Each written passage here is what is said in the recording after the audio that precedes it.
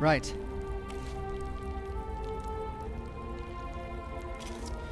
Okay, I hope you can see me again, and hear me. I am resorting to using my mobile hotspot to get through today's broadcast, a tactic that I've successfully employed in the past, but it's a Band-Aid. It's a Band-Aid measure because my mobile data is limited. I called Comcast, I explained the problem. They again denied that there was any issue. They wanted to recycle the modem. We recycled the modem. They couldn't detect a problem on their end despite me being able to reproduce it a number of times. They scheduled somebody to come out again for the 10th time to look at it, and they likely will have no success, as they have never had success in the past. So I don't have much stock in what they're able to do to help me. But even then, they can't come out to the house until tomorrow. So, I'm on my mobile data, and the mobile data is giving us a clear signal. Let's use that as long as we can. Eclipse says the audio is out of sync. Is it really?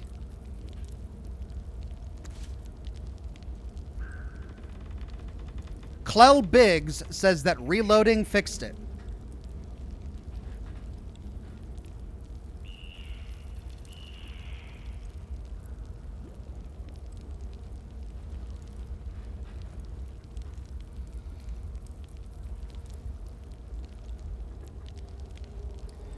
Not for me, says Raoul Duke. Okay. Well, if audio is a problem, reloading... Okay. Julian Z says reloading works. Radcon2222 says, yes, it worked for me. Elliot says it worked for him. Okay. If you're having audio sync issues, try reloading the page. That should fix it. I've got a steady connection. I'm on my mobile hotspot. Let's take advantage of that while we can. Back to where we were. Okay, so the last broadcast was about an hour long, so we've got about 3 hours left in today's broadcast, despite spending an hour on technical hiccups and all of that. Thank you all for your patience. Again, I can only profusely apologize for the internet connectivity issues. I'm doing everything within my power, I really am, but at some point, you're kind of held hostage by the internet company, and, you know, I've tried a variety of different options. Going simply onto my mobile connection is not sustainable. Even if I wanted to pay the money to broadcast like this 3 times a week on just my mobile connection, my mobile carrier doesn't have a package that that allows for that. So I've tried the Starlink thing. It is in my area, but not at streaming capacities. They can give me regular like dial-up, but they can't give me the connection I need to broadcast. So really, I am kind of held captive by Comcast for the moment. Rachel says with a super chat, did you determine Slocum Jonut was responsible for the connectivity issue? What have you done to the poor boy? You know what? I keep getting gaslit by this company because they keep on saying, well, clearly it's not a problem with our connection. It's got to be a connection on your end. You've got to have a wire loose, or maybe it's a software problem. And it's the same thing every time they come over. But I'm clearly able to demonstrate that that's not the case because it's working now on a different connection. I'm on my mobile hotspot and it's working. It's not a software issue. If it was, I would be able to replicate the issue on a different connection, right? So they just gaslight me because they don't know what's going on, and I don't know. I'm not going to get into it. It's not your problem. It's my problem. I'll figure it out. Right now, we've got to kill a granny. Because that's what we're doing. We're killing a granny. Jaden says the video streaming is fine. It's the audio. Is anyone else having an audio issue?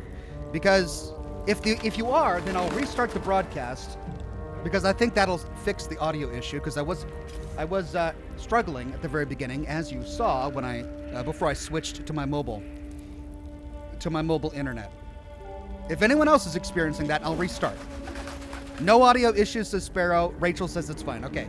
If you're having audio issues, you need to restart on your end. You need to refresh the page or close the window, reopen it again, because I think my broadcast is fine.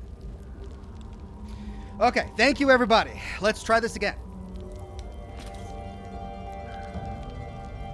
Right. Where were we? We're in the exact same spot.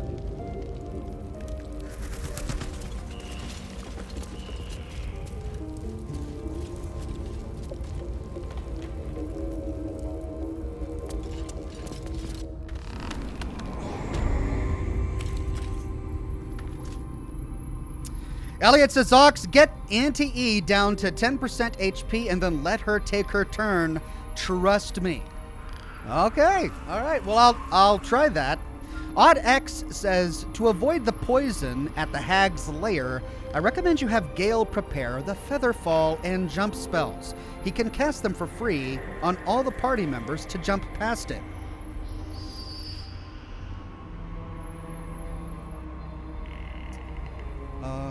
Featherfall and jump spells. Wait, why has all of my bardic inspiration disappeared from all of my characters?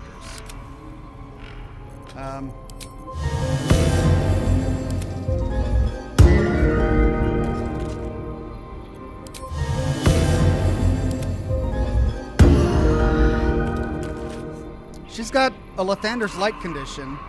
Oh, that's right, because I put that on. That's a permanent effect. He still has mage armor. Let's see. Can she... Someone had a... Wits and blades, always sharp. Shield of Faith. Let's put that on him. Which way? I thought she had something too. I guess I was wrong there.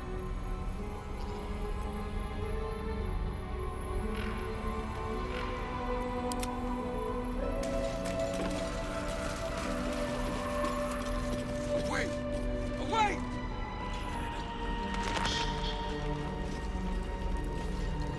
Don't look. Don't.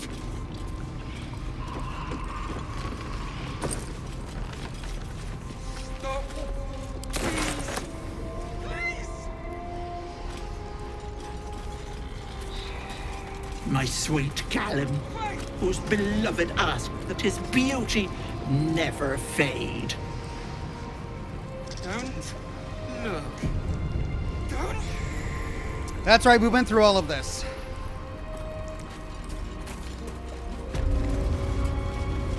Stop. Please. Please. Oh shit, do we have to put the masks on? Away. Away. Feel the barest hint of life from within the door. Shoot, what did we do to open this thing again? Did we have masks on? Please. Please.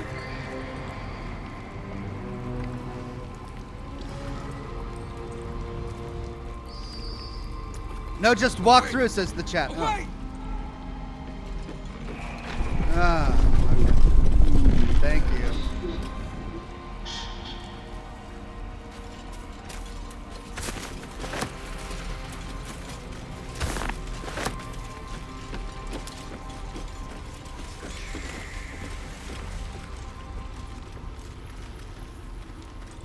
Oh, that's right, these guys. I didn't want to kill them. I wanted to find a way to get through here without killing them. That's why I didn't do it. It was partially that and partially this noxious fumes.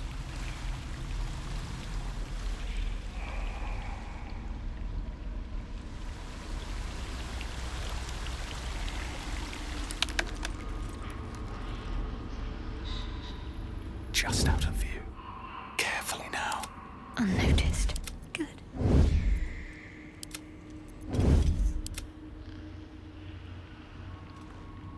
All right, the big question is, can we get over here without being seen? It's going to be tricky. Use non-lethal. Just turn on passive and you knock them out. Oh, my hand slipped.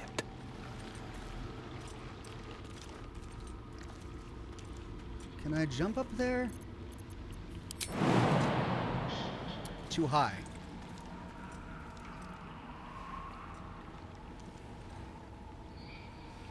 Laura says, remember though, non-lethal is melee only. Spells still will be lethal. Do bows count as melee? There's 4 guys here.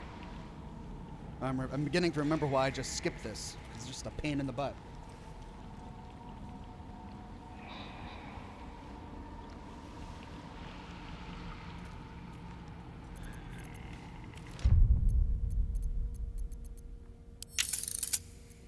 Gameplay. Is there a non-lethal option?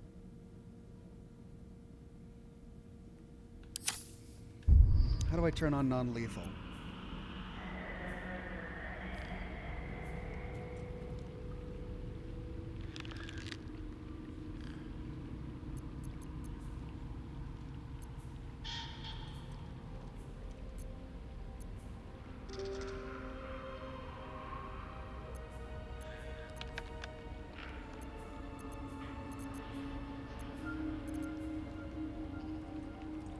Bottom of the hotbar, under passives. Oh. Ah, toggle non-lethal attacks. Okay, knock someone unconscious instead of killing them. Must be unarmed or using a melee weapon. Doesn't work on undead and constructs. Okay.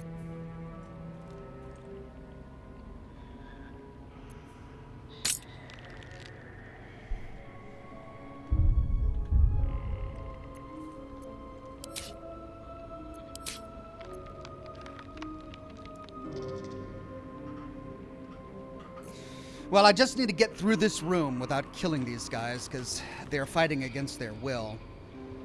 And if I can monitor their sight, maybe I can... Like, there's this brief window here. It's very brief, though. And then that guy sees us. And then he turns around.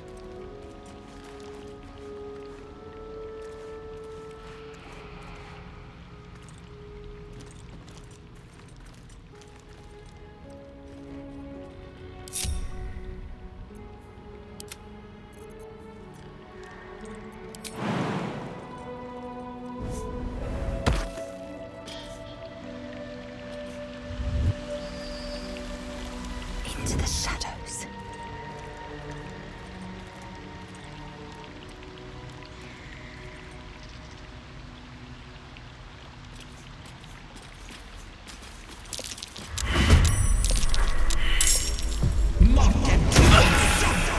Crap!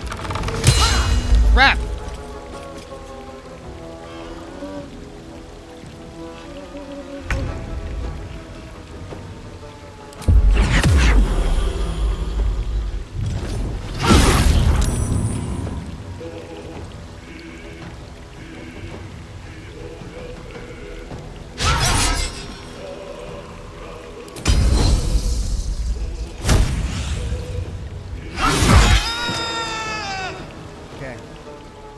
Knocked out.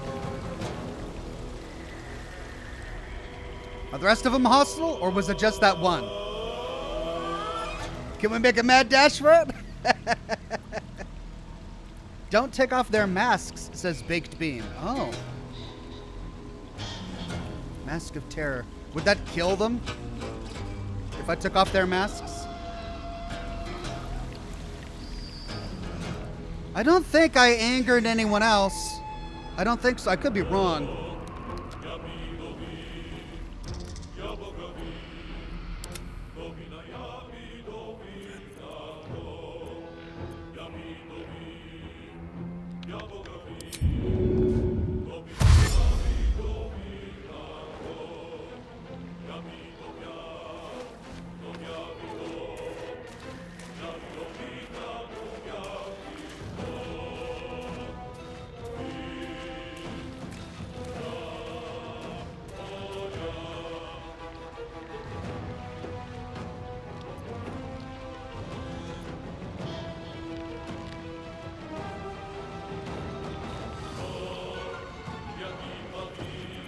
Need to keep focused.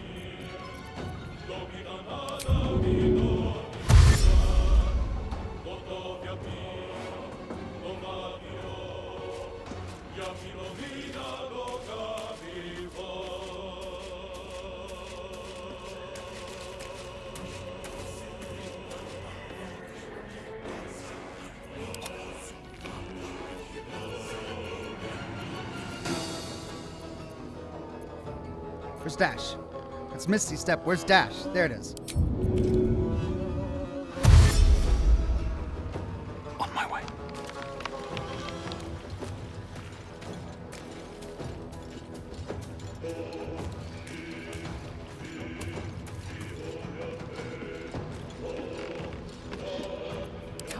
strike. On the move. Okay. Yes, Crap! I'll break their pretty little bones.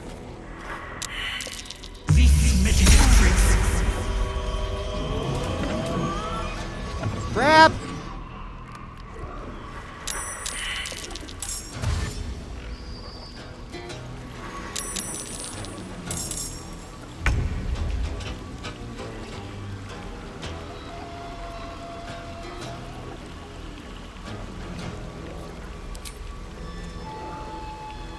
Down with you.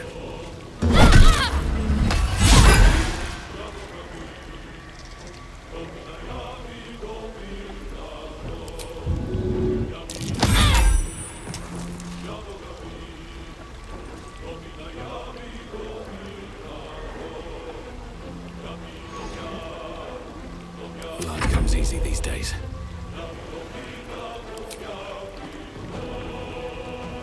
Not enough movement, really?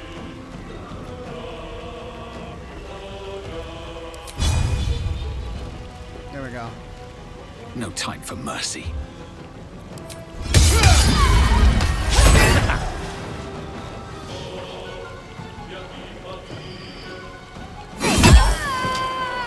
Here we go. Knocked out.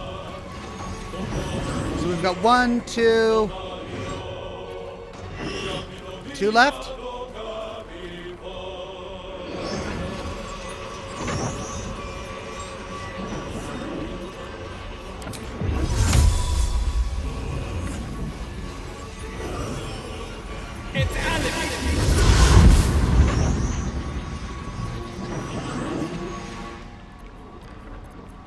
No gloom, all doom. I mean, if I can only do melee with this guy, maybe I just keep him back.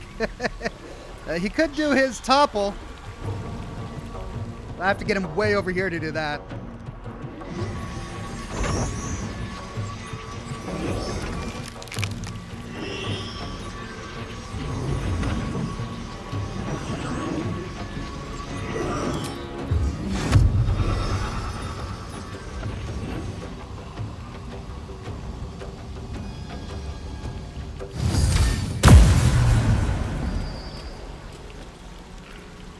Swift and lethal. Mistra Rill. Can't even catch my breath.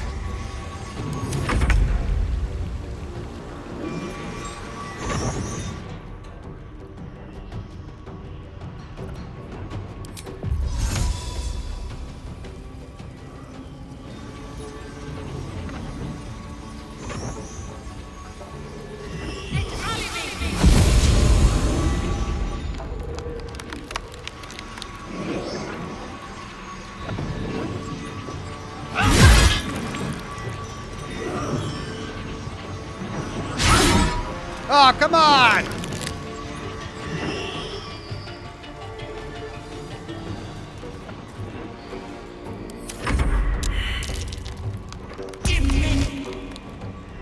Uh-oh.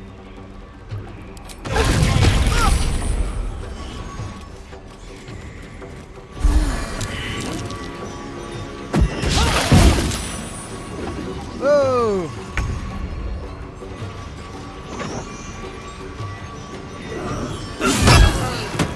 Knocked out.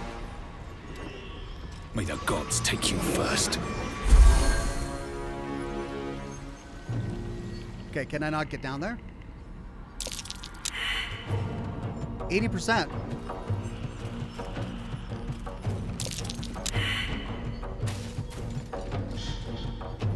Okay, not enough movement.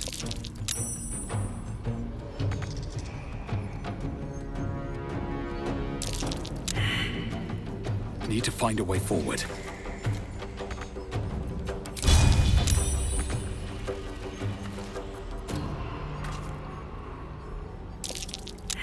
The witching hour. Let's end this. On my way.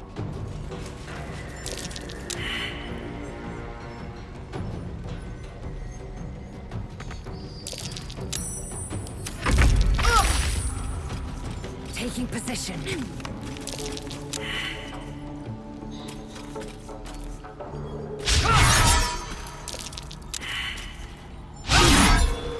What?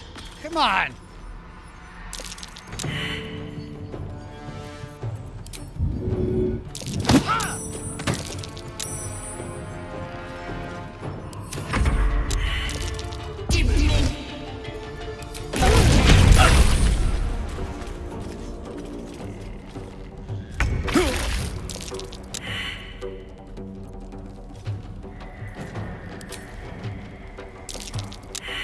Not enough movement, really? For Pete's sake.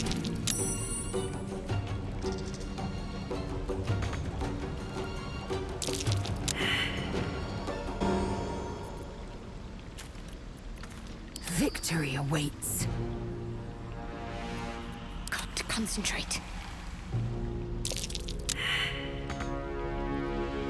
Got to press on. Survival is all that matters. Light on my feet. Gone with the weave. What's the plan?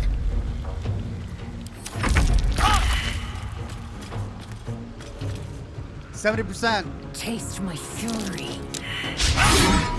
Critical miss. Wow. Miss. Wow. 270%. And I missed both of them.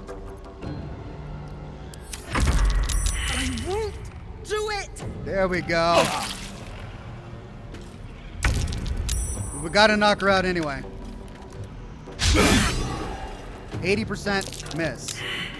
There we go. Critical hit. 3 hit points left. A rough tempest I will raise. Got to focus. Got to move.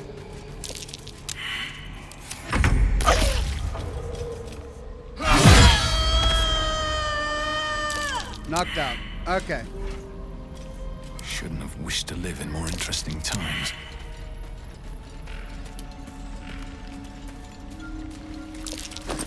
Don't take off the mask, says chat. All right.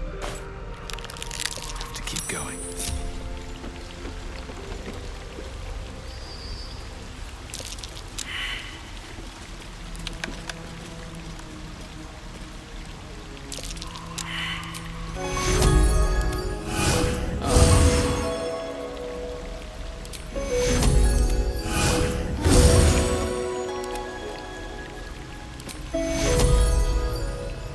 What's next?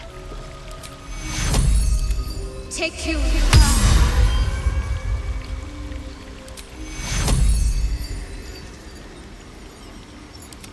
Take you. Okay. No one's stopped me yet.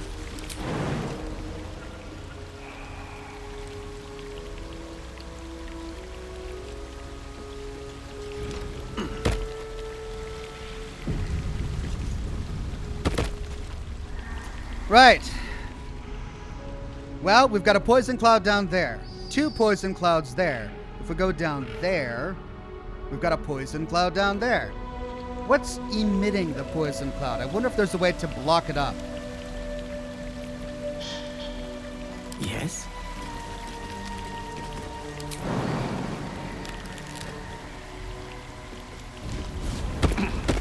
No, why did Bounty Horn do that? Okay, can I get rid of that with like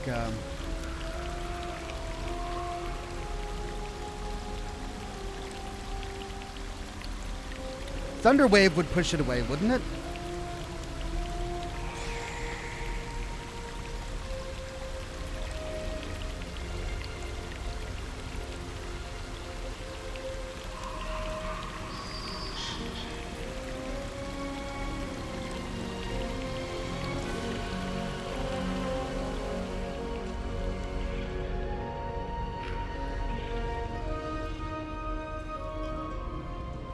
If I go down there, I get right in the thick of it. If I jump down, I take too much damage. Use Featherfall to jump down. All right.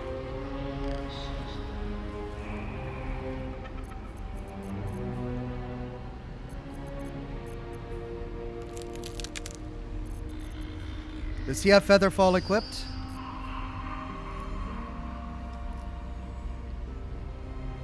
There are grates that the poison is coming out of, says Vonrek. Oh, if I cover the grates... I don't see a grate.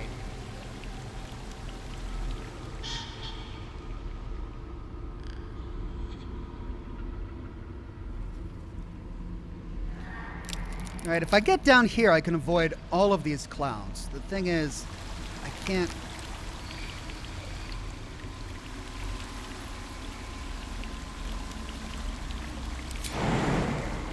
I can't get over there. So... But I could drop down there. Ugh. Couldn't I? Can I drop down there? No.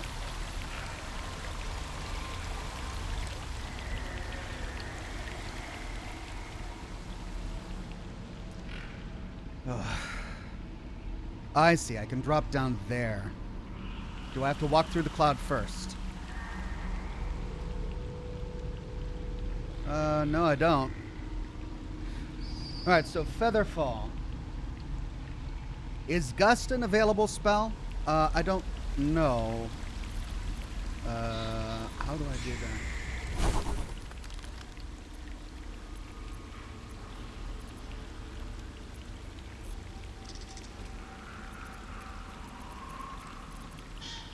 Thunderwave. Featherfall. Spell is not prepared. Okay, how do I prepare this? Cannot prepare more spells.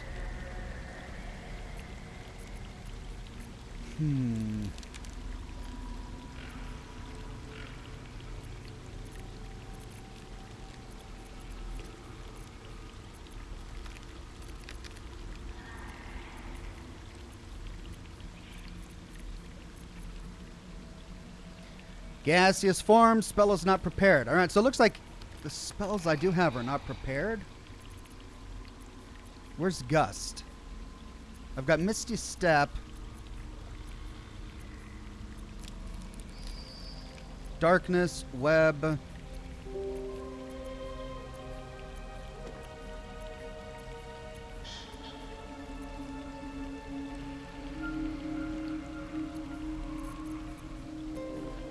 I might not have Gust, actually.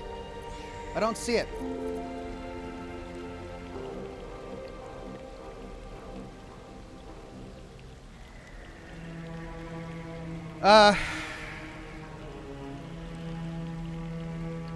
Conjure Water has the same effects as Pavel. Click on the book to see if you can learn it from a scroll. Stone Skin, Polymorph, Feign Death, Dimension Door, Conjure Minor Elemental, and Blight. But I'm insufficient level for this one.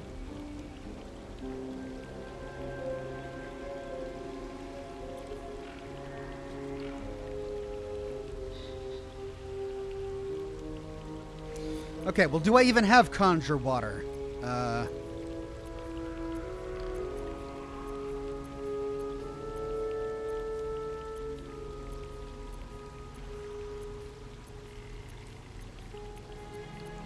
I don't think I have Conjure Water.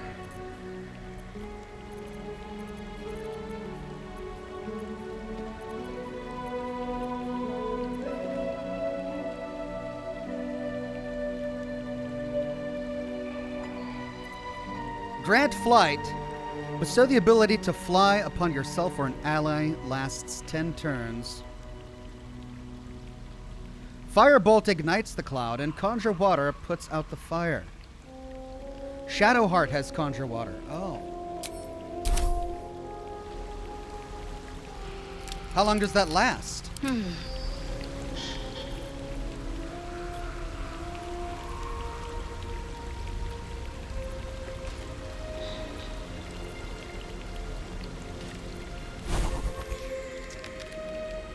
Okay, Conjure Water. I don't think I have it prepared either. Daylight.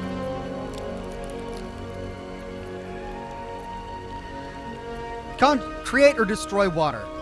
Call forth rain or destroy a water-based surface.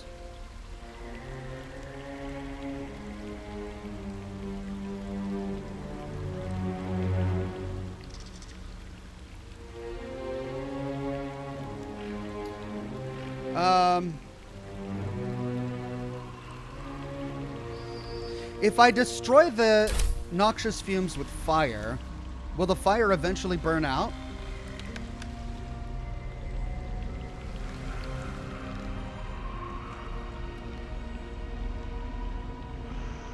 Sadly, just about a minute, then the cloud appears again.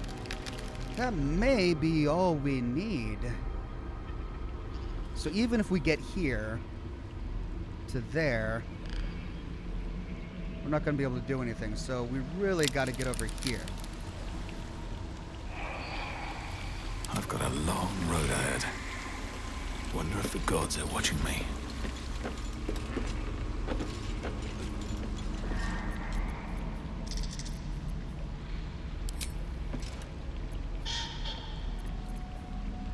Arrow of fire. I only have 2 of them.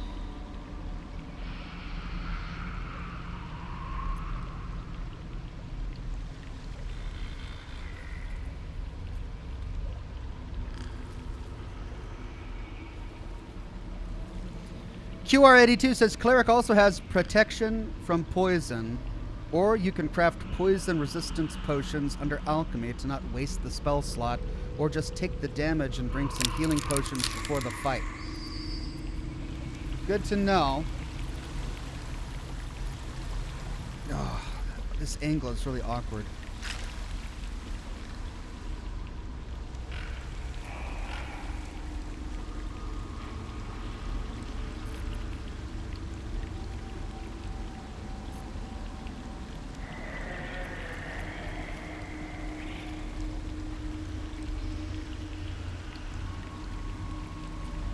You and nearby allies gain immunity to falling damage.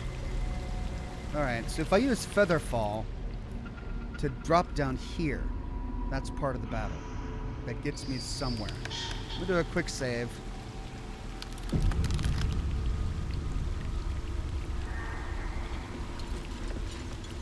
No time to dally. Let's try this way. Perception failed. Your desire. Onward.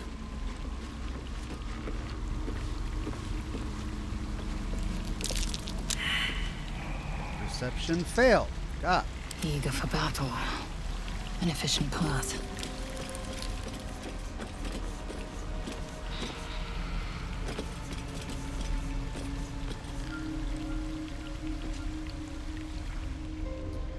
Okay, if I cast Featherfall, Have a lot on my mind. Well, in it. lasts 10 turns. So I should put on turn-based mode.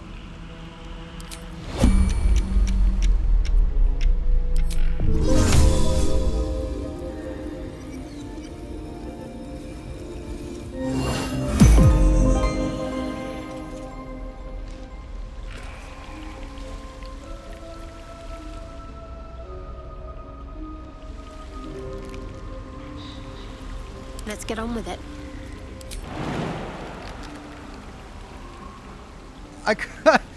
Why is it making me run all the way around there? There we go. I can barely see though. That's in the. Is that in the fumes? There we go.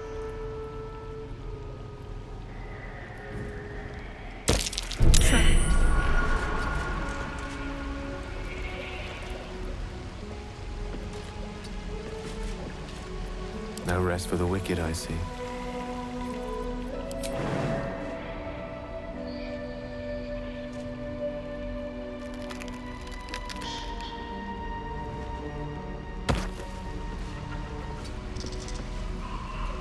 Two.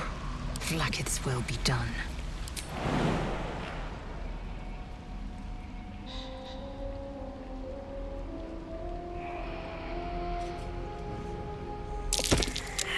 3.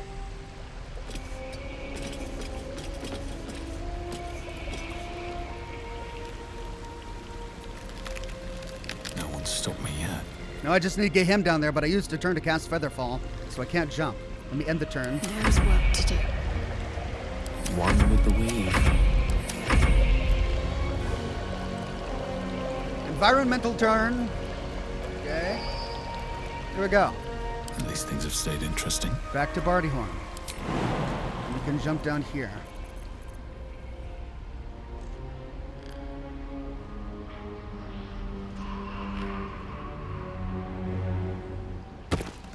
Okay, well, we made it down. We avoided a lot of stuff. Now, if we can drop down there, we can avoid that, but then that's not going to get us where we need to go. Is it? We need to get there. And then through to there. Like, this is ultimately where we need to go, right? Mr. Bed says, hey, Ox, I wanted to do a Fallout 3 run as a Chinese communist. Any ideas for armor, weapons, and tagged skills? Well, a Chinese rifle, I think, would probably be your best bet there.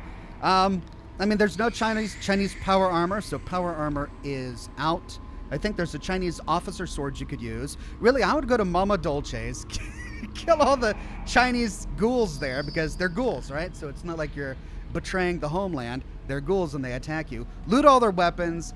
Get the Chinese assault rifle and the officer sword. I don't think there's any Chinese armor in Fallout 3. I'm not exactly sure. As for tagged skills, I really can't help you there. I'm not sure. Like, Commando would probably be good.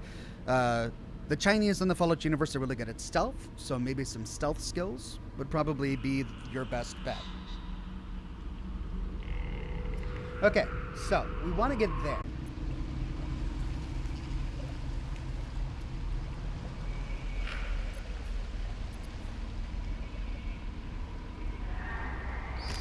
We should jump down while we still have Featherfall. There's no time to waste.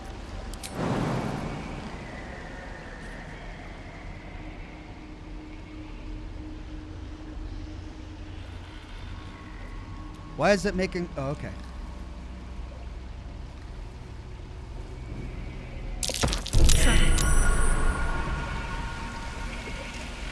A peculiar flower. There's the trap. Okay. Where's the flower up here? Ah, I see. These are the traps? Huh.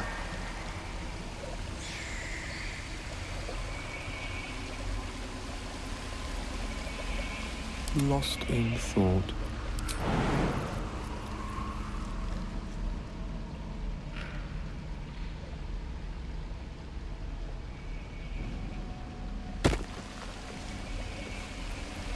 Blackets will be done.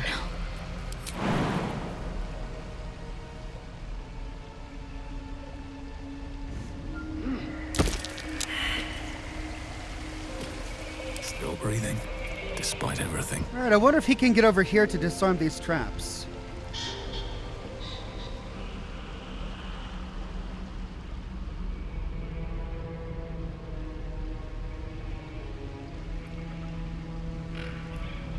There are fire flowers and gates, says the chat. Oh, so those aren't for the gates.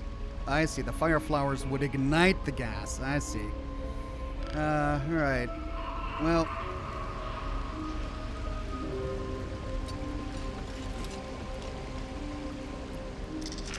A long way to go still.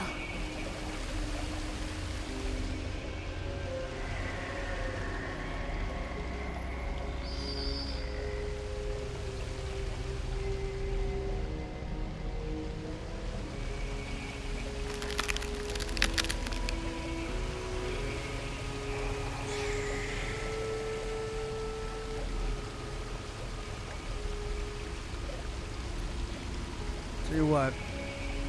I don't know how close we can get to those.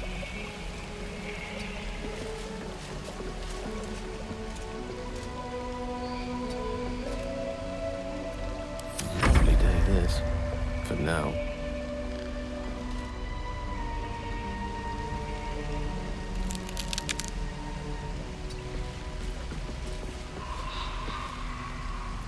Indolence breeds madness.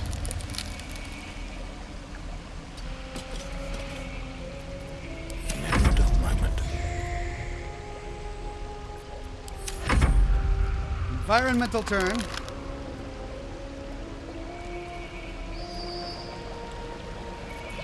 And we jump down.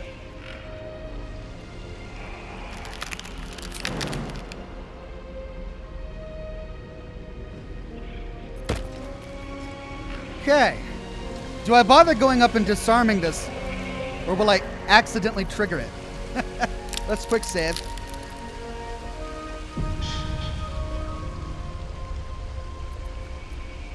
You have my attention. Can I walk across that? I can't. I have to jump.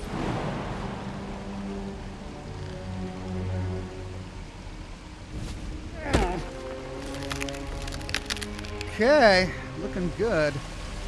Oh, wait. This is a lot of jumping.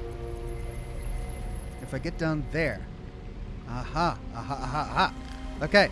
Well, I'm going to have to do one more jump on this guy. Let's get him as close as I can. Nasty surprise. Caution is warranted here. That's the vent. Okay, now I can see it. That's great. Well, at least I know where it is now. I wonder if I can throw something on top of it.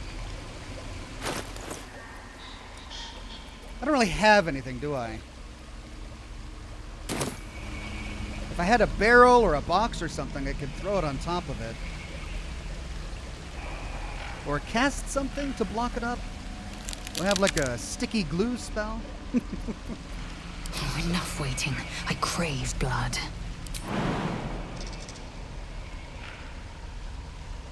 What do you mean cannot reach? Can't afford to stay idle.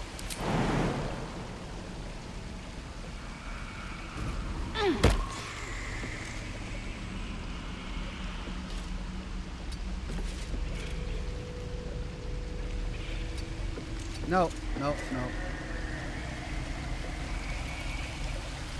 Oh, enough waiting. I crave blood.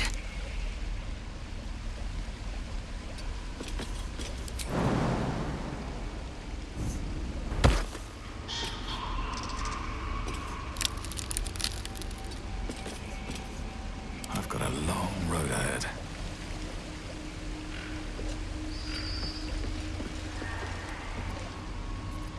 What's next, I wonder? Eager for battle.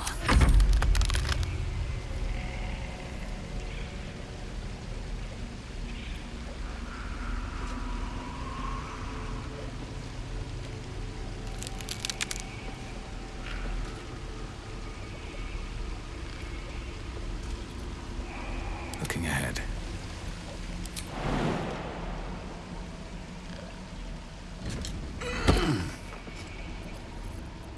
Salutations.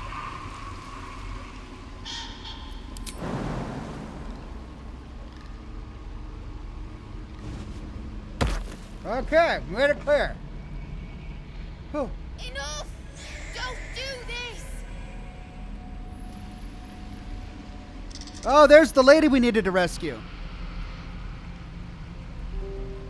Well, let's get everyone past the poison first.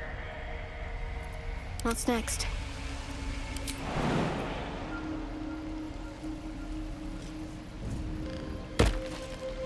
Well, Featherfall was really the way to go. We didn't have to bother igniting things and casting spells or disarming stuff. Indolence breeds madness.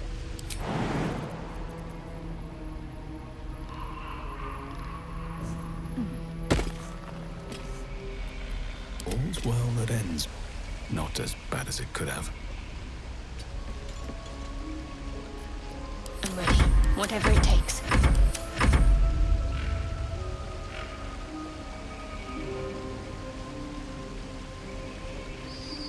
Is that blood? No, never mind.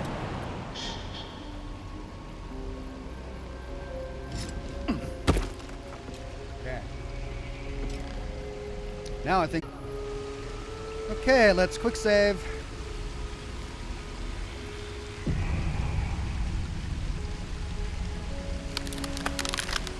another step forward.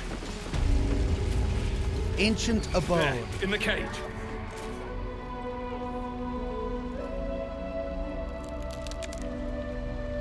Mayrina. Right, we probably shouldn't tell her that we killed her brothers, huh? Okay, let's see. What have we over there? We've got... Here! Purulent bulb, or purulent bulb. We've got a trap over there. All right, well, let's inch forward cautiously.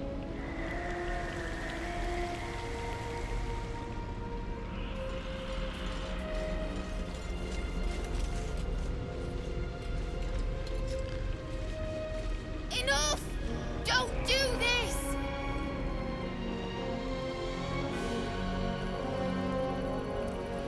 Cat 5 says, save Ox and make sure you have water or a water spell. All right, let's do a hard save.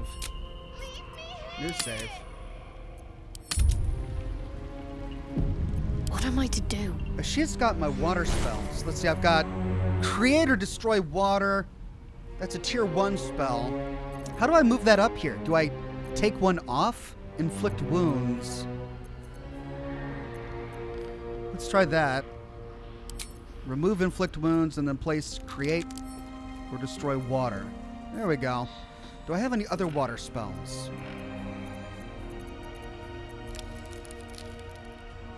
Daylight, remove curse. That's it. That's my one water spell.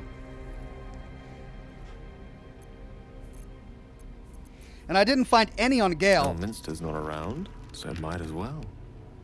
I've got ice. But yeah, that's the only water spell I've got. Have a lot on my mind. Unless he's got something. Well, in it. As a bard, he doesn't have a lot. I mean, he's got Featherfall, Thunder Wave, yeah. Indolence breeds madness. And she doesn't have anything at all. Alright, I should probably heal up. Don't do this! Let's get going. 4 to My 7, faith protects me. 5 to 12. Leave me here!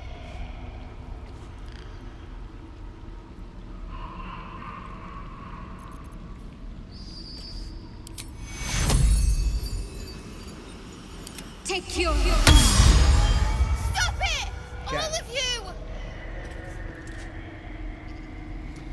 Okay, now let's see. If I just got a water spell for her, where is it? There it is.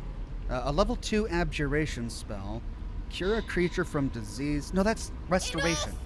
Enough! Don't do this! There's the water spell. It's a level 1 transmutation spell. Action, level 1 spell slot. Do I have any level 1 spell slots left?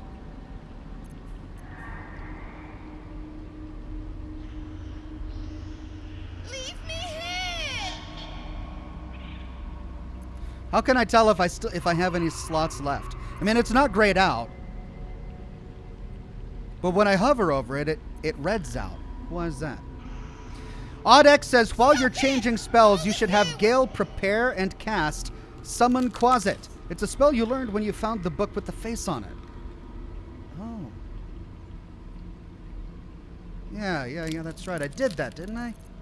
I did. The air is ripe with magic. I remember. Yeah, I was going to do that. Chat told me to do that. And I forgot. Summon Quasit. It was Cheeky Quasit. Summon a familiar with the form of a Quasit that can turn invisible and scare enemies. Permanent.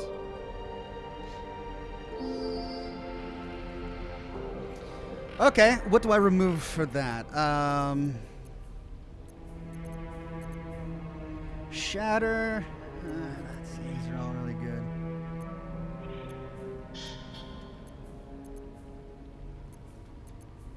I guess let's remove Shatter for now.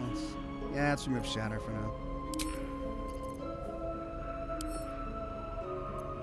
Cheeky Quasit. Okay, let's cast it.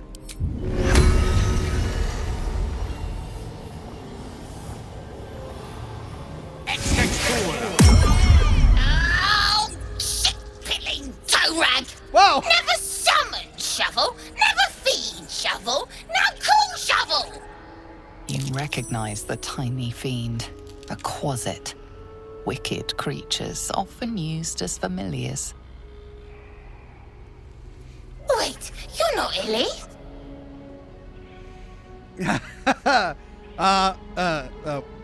What chewed you up and spat you out, we can say. Your scroll was in an undead's casket. Who were they? The blacksmith, the teacher, the grocer, the baker, little piggies to the butcher. So, you're Shovel's master now. Fine.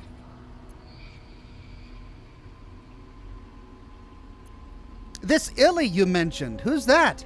Master Illy, wonderful. He tricks them, heals them, then they die. So sudden, so mysterious.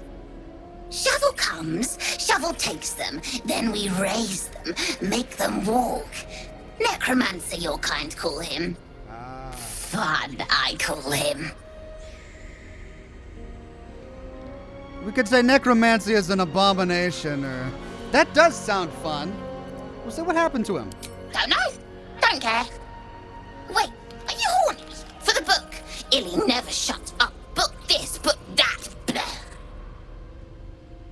You have such a way with words. Good with tongue. Good at cutting them out, too. Tell you secret. Illy weak. Illy never finish book. But Master can do it. Read book, conquer book. Yes. Okay. Well, we now have Shovel. What does this do? What does Shovel... Can he die? Reaction, opportunity, attack. Enough! Don't do this! He can turn invisible and scare enemies. Huh.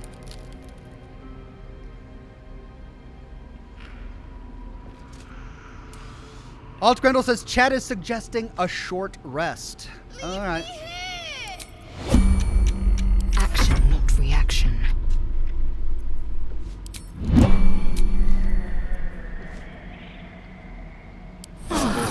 Lovely little pick me up.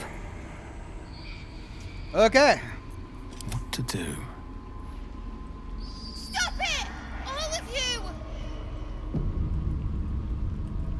Lore Revolution says being invisible all the time is a good call for Shovel. Okay. Shovel, he's got invisibility, scare, lash at a creature to frighten it. Okay, he can sneak, he can dash, but he can't actually attack. He's got invisibility and scare. All right.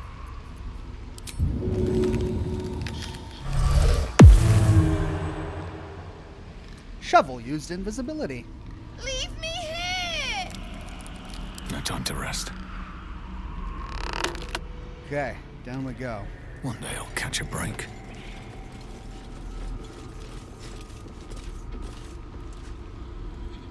Stop it! All of you!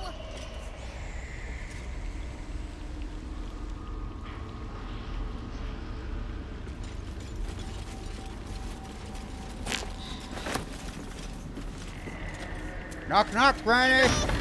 Don't do this!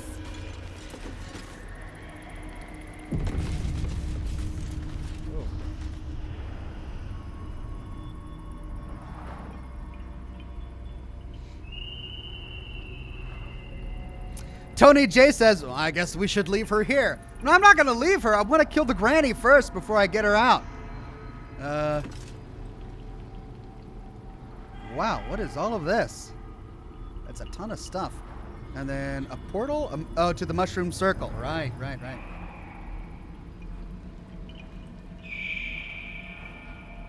Well, she's not in here. Send Shovel to lower the cage. All right. Enough! Don't do this!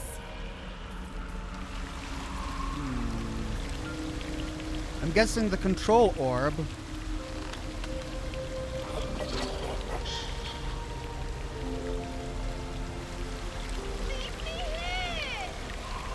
Can he not do it?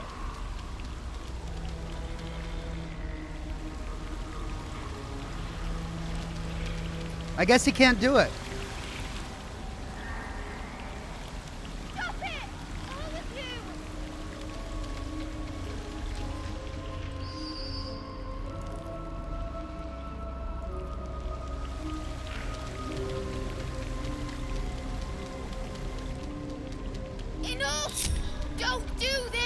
it ready for you. Very well.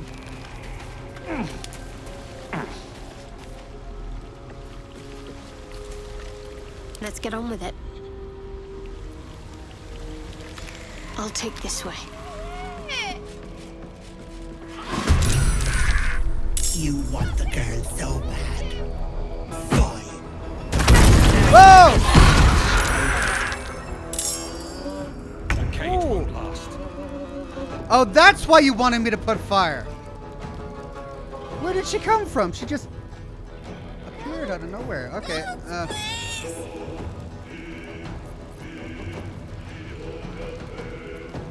Okay, well, What should I do? Well, so much for peace. Need to act fast. all right, well, it's not her turn. It's not this character's turn. Okay, so. Still on my feet.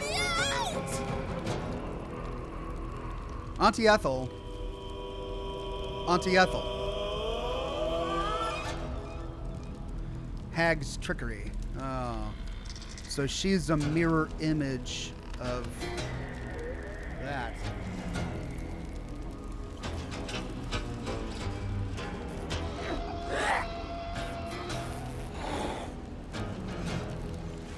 Well, what's the oh, there's another one here. Jeez. That's a hag. Do I have to kill the trickeries, or do I just have to kill the real one? There's another one as well. So that's the real one.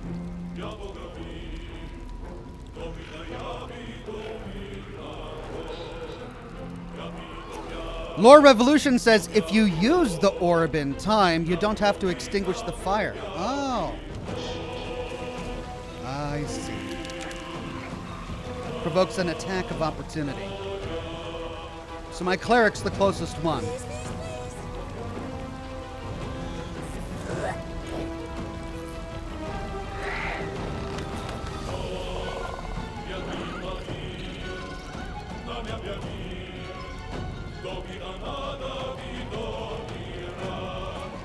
%. That's just so bad. Why am I here? Ugh, they're all spawned over there.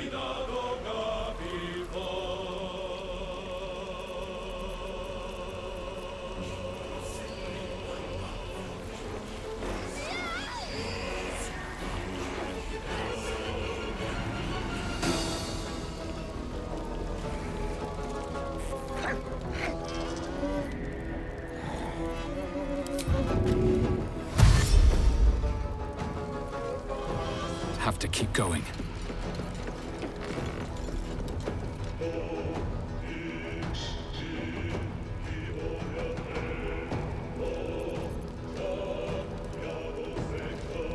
Time to strike.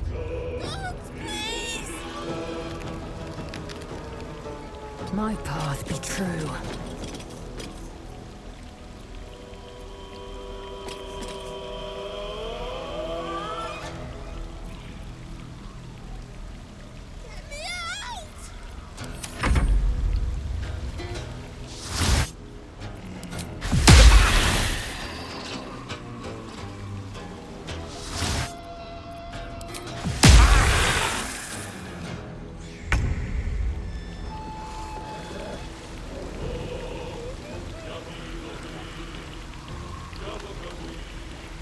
Cat 5 says use Gale's magic missiles on the added hags. You only have to hit them to make them go away. If you leave them, they do the same damage as the real one would. Oh, really? Okay.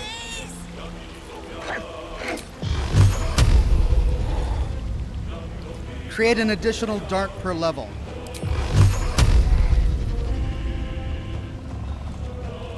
Oh, I can't reach over there, can I? Alright. I'll just take care of these two with him. Well, if that's the case, then I only need 2 projectiles.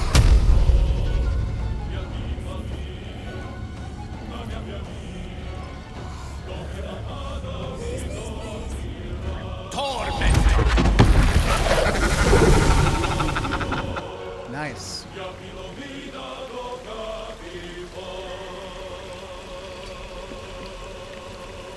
Can't afford to let up.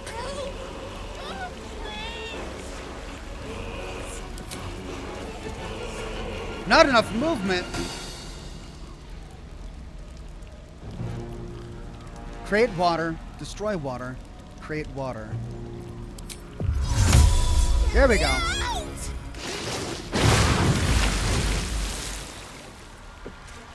Okay.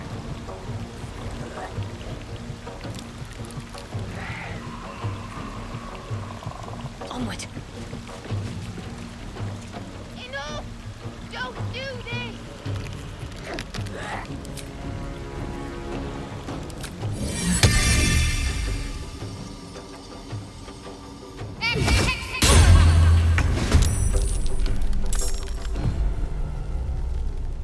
Leave me here!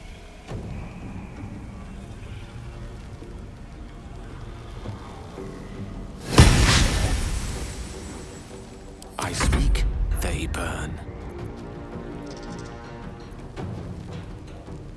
Stop it! Talk to me.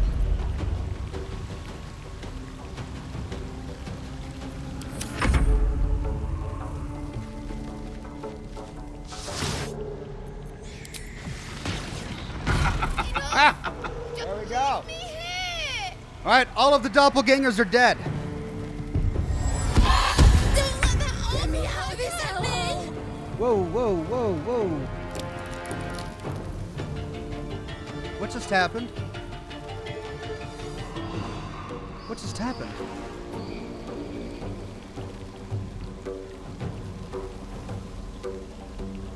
Hag's trickery. Hag's trickery. Mayrina. Mayrina? What?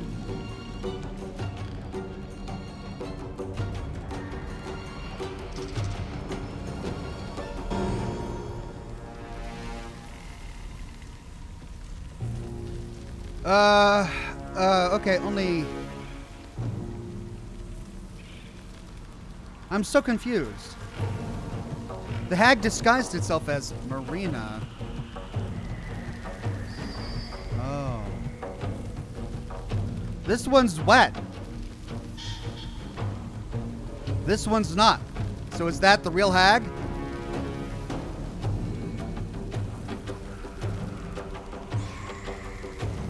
Try examining them, says the chat. Okay. Wet, hag's trickery, threatened.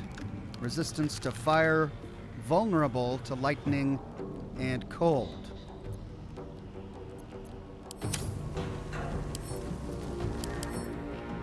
Conditions, hag's trickery. Resistance is none, notable features none. I have a feeling this is the real hag, because that one's wet.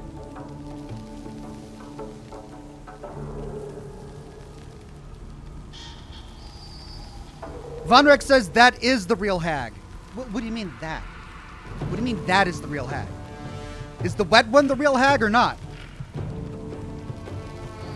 I don't think the real hag would be wet because the real hag was not in the cage when I doused it with water. Lord Revolution says one is pregnant and the other is not. What?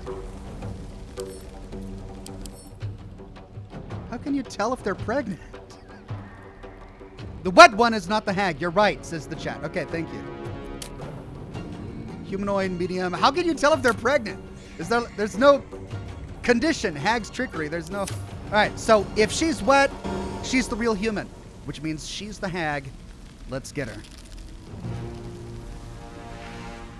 The belly? You can tell by the belly? I just examined her and she didn't have a belly.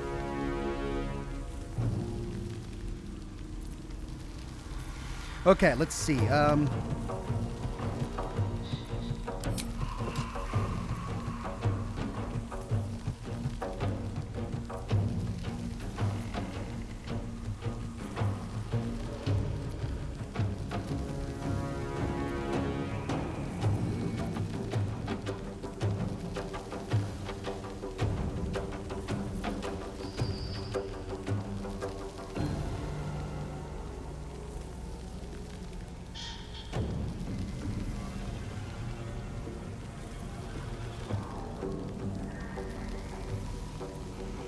Mobile flourish. Afterwards, you can teleport to the target. Shoot a target with enough force to push it back 6 meters. Afterwards, you can teleport to the target. How can a bard do that? Now examine the wet one, says the chat. All right, this is the wet one. Examine. Oh, yeah, you're right. Yeah. Yeah, she's pregnant.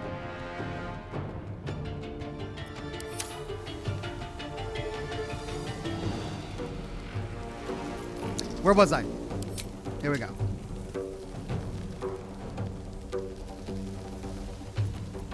Okay, let's see if I can teleport. I mean, that seems strange. Ooh, can I? If I do that, will I still be able to loot her?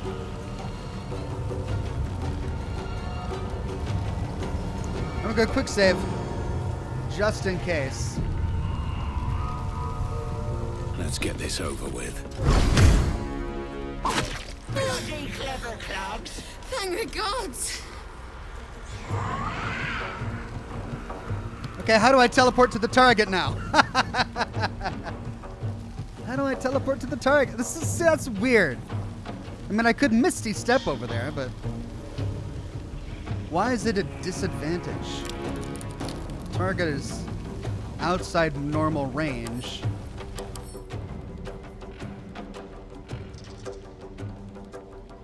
Creatures suffering falling damage because of your actions take an additional 1 to 8 psychic damage. Targeted by the bard's fluid attack, the bard can teleport next to the creature. Okay, how do I do that? Rightmost panel, says chat.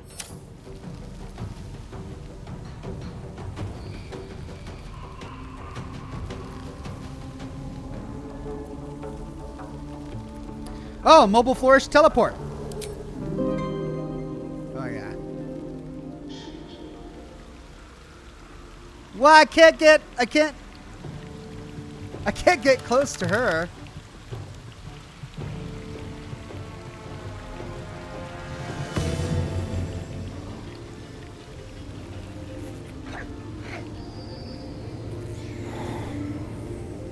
Everything is an invalid target.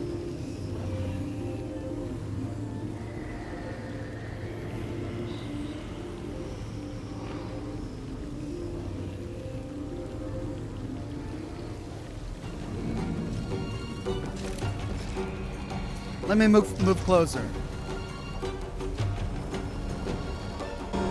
With haste. Not enough movement.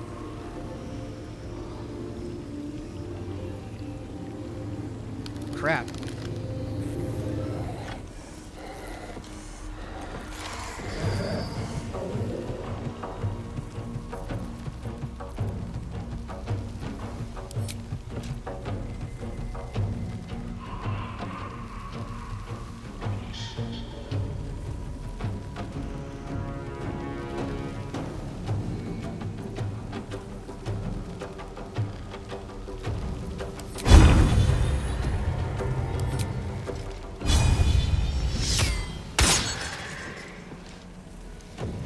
Doggone it. Victory awaits.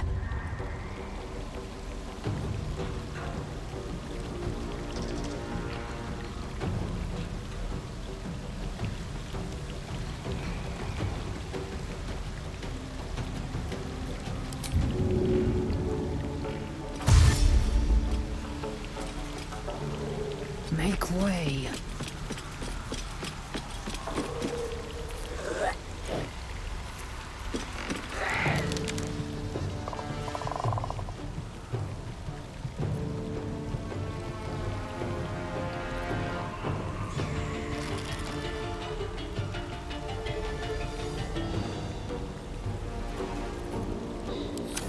The ages. Well, at least she's closer now. Can I target her with him? Yes.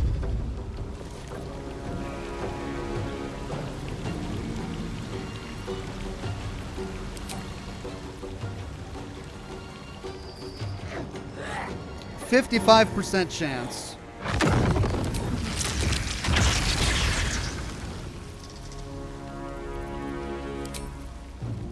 $60.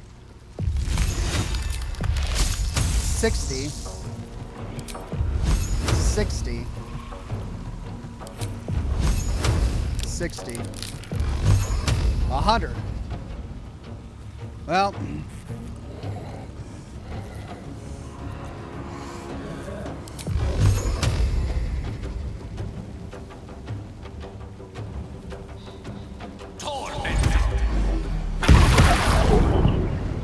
Didn't do a whole lot, but it was something. Got to keep fighting. Okay, well, all the special stuff that I wanted to use, I can't use now.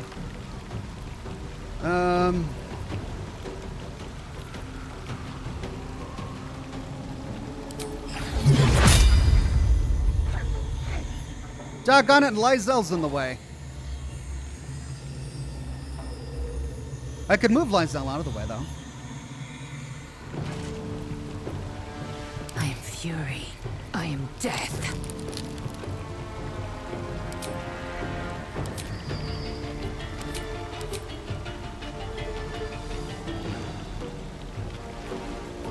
Oh, wait. Cancel and turn.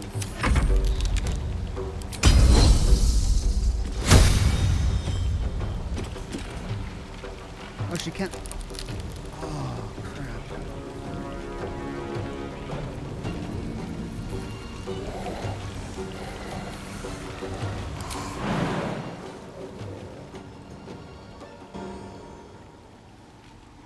Oh, I wasted that turn. I thought that I could,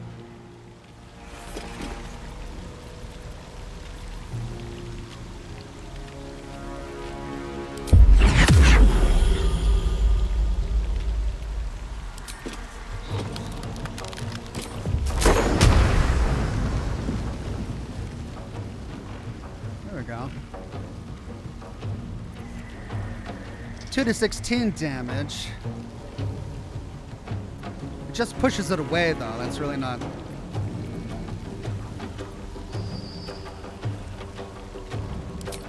Might as well do this.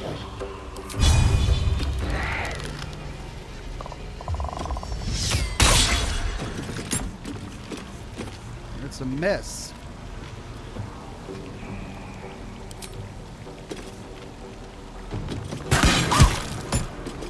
There we go. All right. Let's finish this. Well, I guess we can't do Sunbeam because she's in the way. I'll save that for later. We could do Sacred Flame or Firebolt.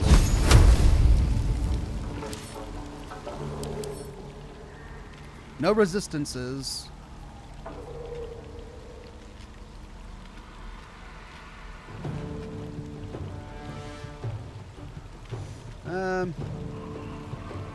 Okay. 30%.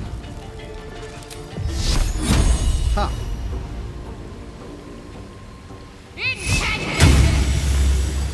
Four damage. Jeez, that's not a lot.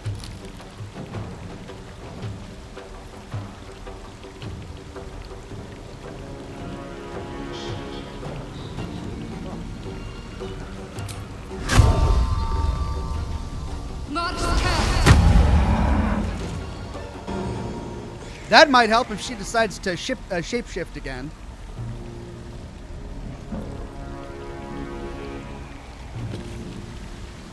Oh, she can move. I should have just moved her up here. What was I thinking? Oh my god. I thought that she couldn't move for some reason. Wow. Wow. Good job, Oxhorn. On my way.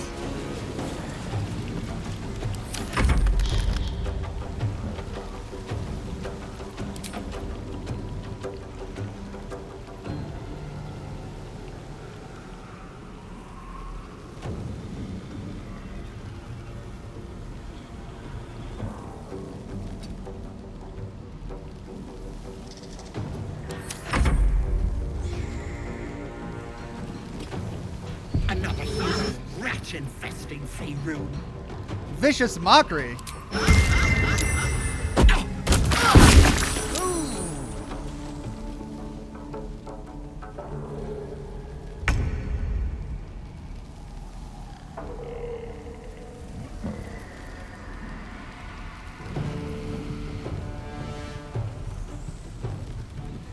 Bestow curse. Curse a creature with your touch. Oh, I gotta touch it.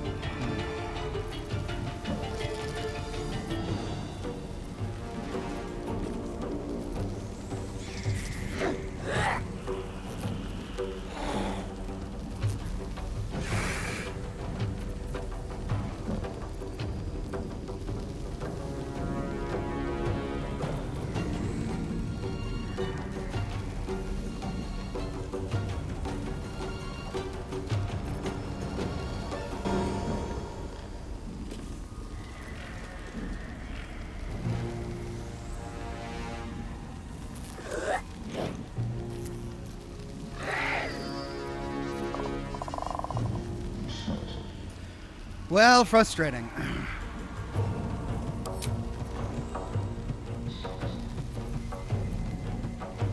Okay, let's see. Bestow curse, charisma, constitution.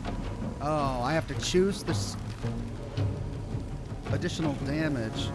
Curse a creature with your touch or attacks and spells deal an additional 1 to 8 necrotic damage to the target. Lasts 10 turns. Okay.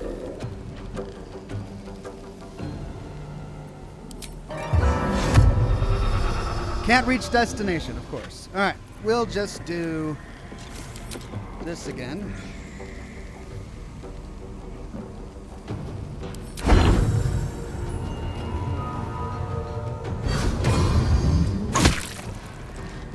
Nice.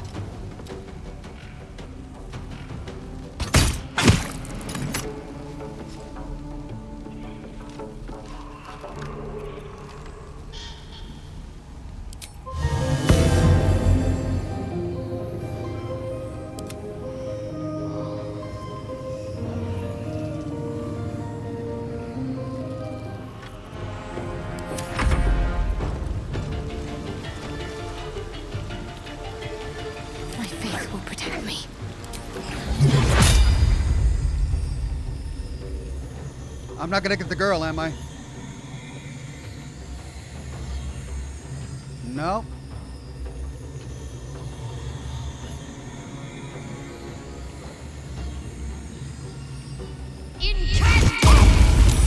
Ooh.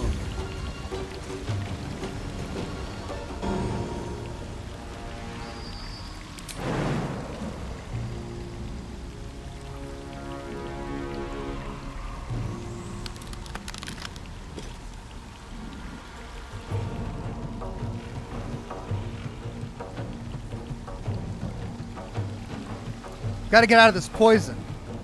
Wait, is she in the poison?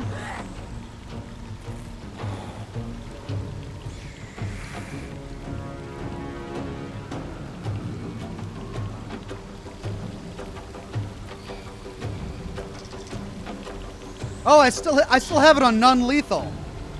I should probably change that, huh?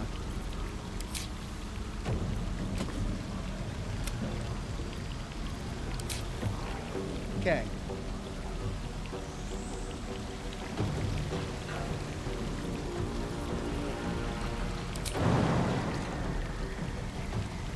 Now to do that jump, I'd have to walk into it, which I don't want to do. So let me just jump up.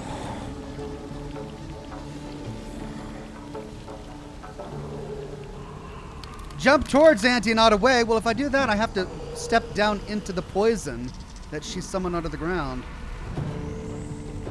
Wait, I think I can get. Cannot reach.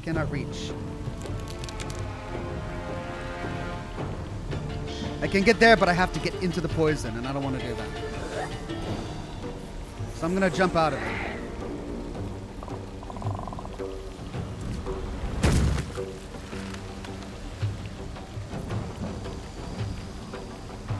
I am fury.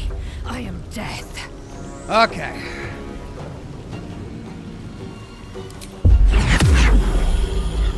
You bow, or you break. Miss!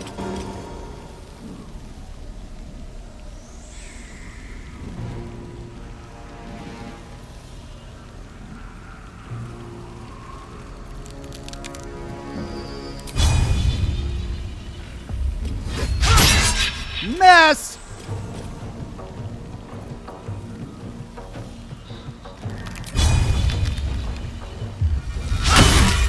Critical miss!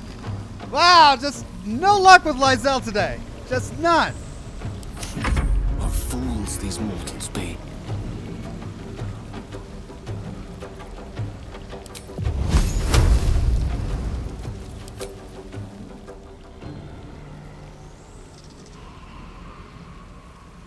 Do I need to worry about hitting my target? It doesn't put Lysel in outline. If I do this, does that mean I'm not going to hit her?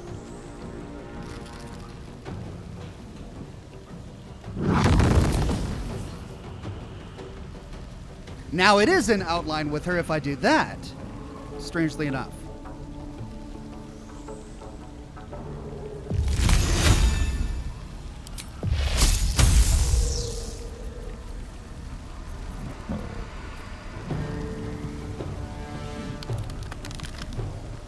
Gale cannot hit your party. He is an evocation wizard, says Vonrek. Okay. That's good to know.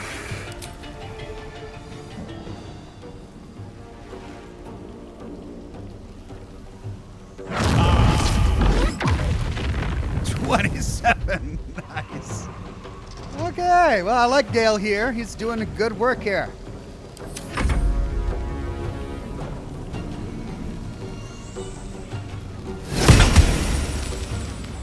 Damage.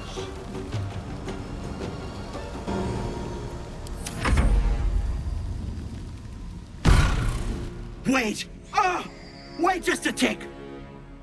Killing me is a waste of time. I'll find a way to return. Always have, always will. But it's unpleasant. So how about we be civilized about this, I have something you want. Why is she talking to Lysel? Why not talk to Bartyhorn? Ooh, interesting. We can pass a Githyanki check with her to say a servant of Vlakith wants for nothing that her queen can't give. Ha! This should be good. Or indeed, I'll take your head and stick it on a pike. Or go on. Or what I want is Myrna, alive and free.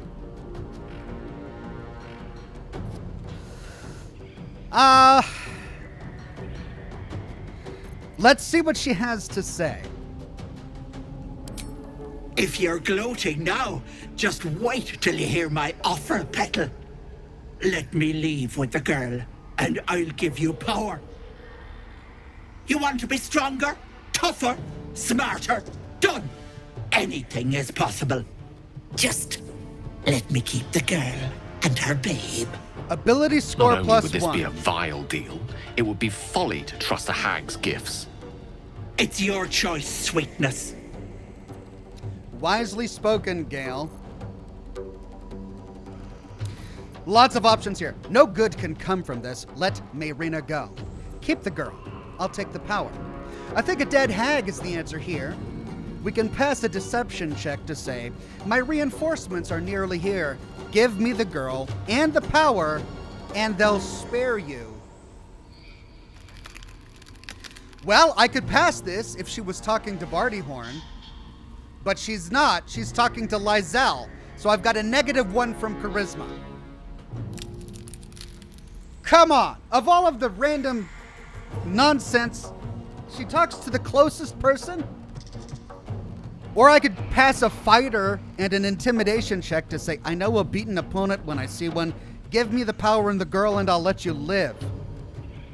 Or I could pass a Githyanki check and say neither, but a hag's head would make an excellent trophy. I could pass deception if she were talking to Bartyhorn, but she's not. So my best bet is to pass this fighter and intimidation check. I get a -1 from charisma because she's a Githyanki who likes them, but I do get a +3 from intimidation proficiency, which gives me a possible +2. I'll try it.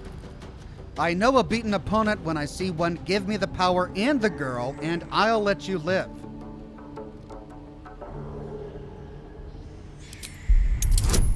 Gotta pass a 15.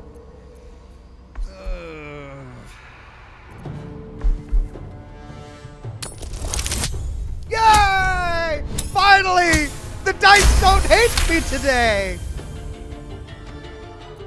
You greedy little bollocks.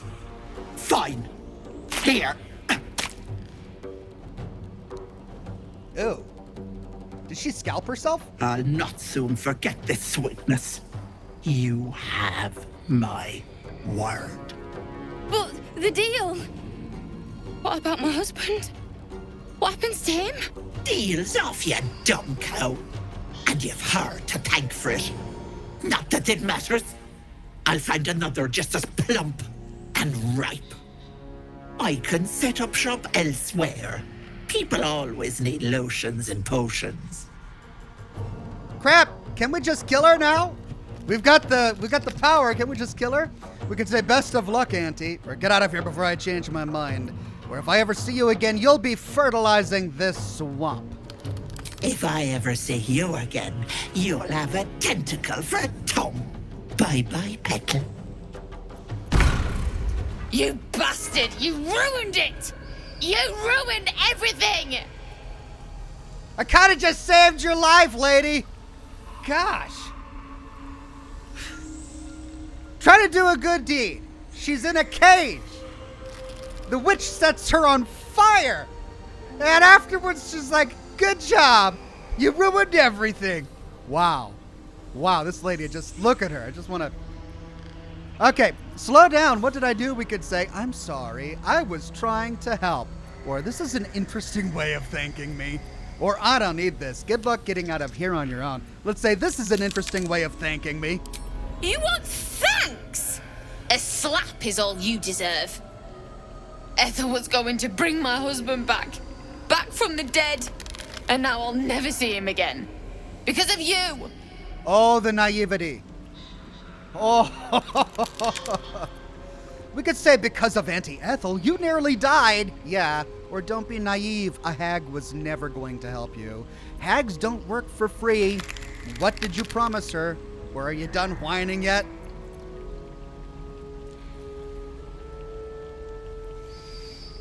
Let's ask her what she promised her. This. Just a bit longer and my child would have been born. Your baby? And all this would have been over.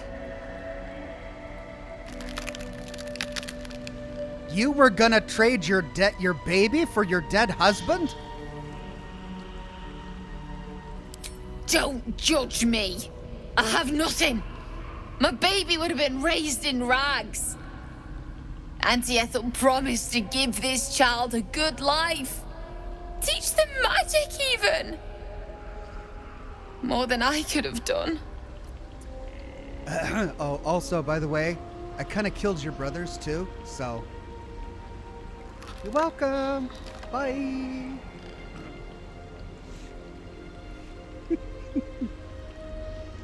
From what I've seen, you'd make a terrible mother, we could say. Just pour salt on this poor girl's wounds. Add insult to injury. Jeez. Well, let's try to be kind. Let's say, don't sell yourself short. You can raise this child. I always wanted to be a mother. I just never thought I'd do it alone. Now I'll have to drag Connor's coffin all the way home. It's the only way this child will ever meet their father. I hope you're happy. Oh, yeah. Okay, reward. It's a deal, Petal. We made a deal with the hag. In exchange, she gave us a great power, and we can choose one. Auntie Ethel's hair. These are all Auntie Ethel's hair. Consuming this piece of fey flesh. Ugh. We really gotta do this? Of all of the awful things in this game, we're putting slugs in our eyes, we're eating the hairy scalp of a dead swamp goblin. Why can't we have something nice? Why can't I eat a cupcake? Why can't they just give me a donut instead of a bunch of swamp hair? Ugh. Pavel says, if you'd talk with the hag more, you can find out she's planning to eat that baby as part of a process to make a new hag. Well, I guess I didn't exhaust all of the dialogue options I was hoping to. Okay, we got a +1 bonus to wisdom, +1 to strength, +1 to constitution, dexterity, charisma, intelligence. All right, chat. This is where I'm going to need your expertise. I don't know the Dungeons and Dragons universe. I'm not familiar with this. What should I spend it on? I get 1 stat point. I could make my bard extra charismatic with a +1 to charisma. I could work on the rogue side of my bard, since he is essentially my traps disarmer and lockbox unlocker, by putting it into, dexterity. Or I could work on the things that my character is not that good at. The dexterity would help with my sword fighting as well, because he uses dexterity weapons. Hit tab so we can see your stats. Oh. I can't. I'm locked into this dialogue box.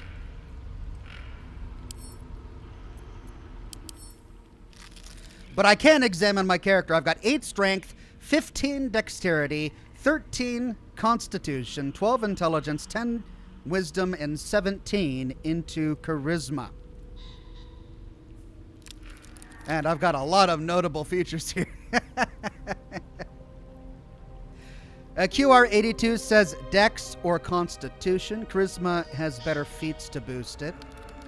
John says Charisma. Lore Revolution says Charisma. Eclipse says Charisma.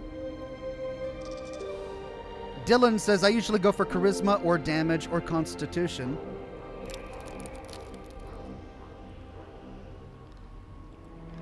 Isra says Charisma definitely. All right, so we're getting a chorus of charismas from the chat. Charisma or Dexterity, says Ustio.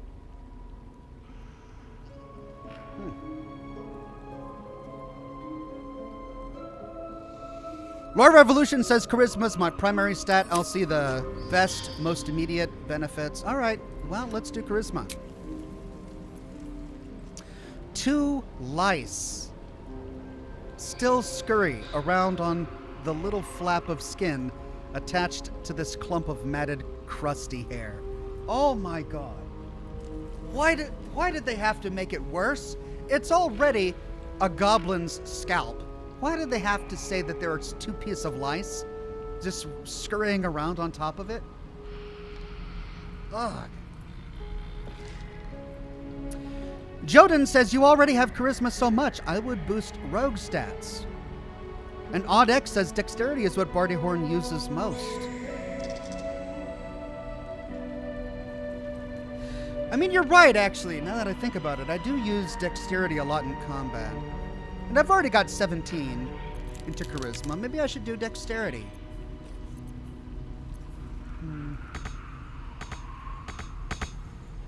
Whoop.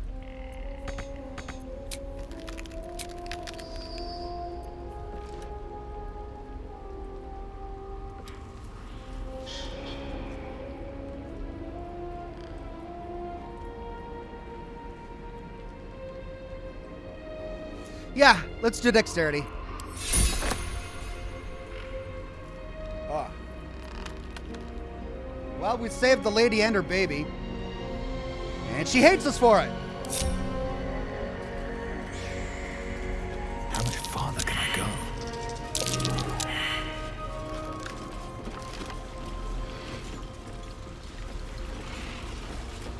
Trap. This place is more dangerous than I thought. Crap. There's lots of traps.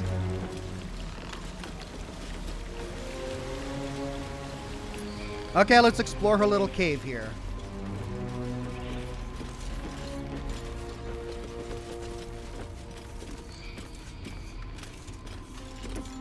Bone cap. Pig's head. Let's get all the pig food.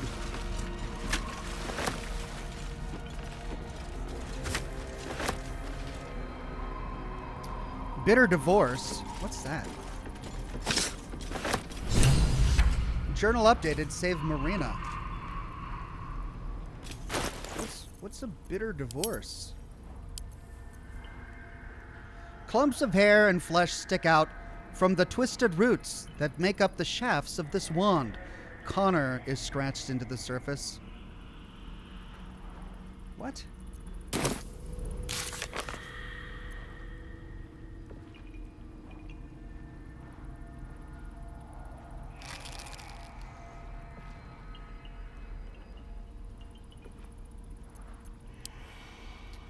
Well, it keeps on saying to... Okay, that updated one of my quests, but it's not showing me which one it did.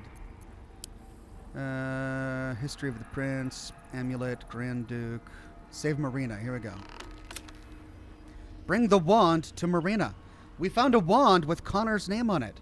Could this resurrect Marina's husband? Oh! Cool! Yeah, let's do that.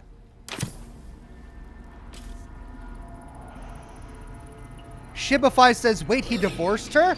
And she wants him back? Yeah, that seems weird. That is a divorce. It was a wand of divorce. Oh, dear. If we bring him back, is this going to be good or bad? Letter to Ethel, letter from Ethel.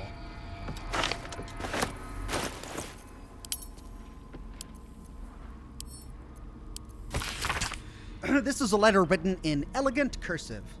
Ethel, I've heard business has been slow. Rest assured I have a job for you.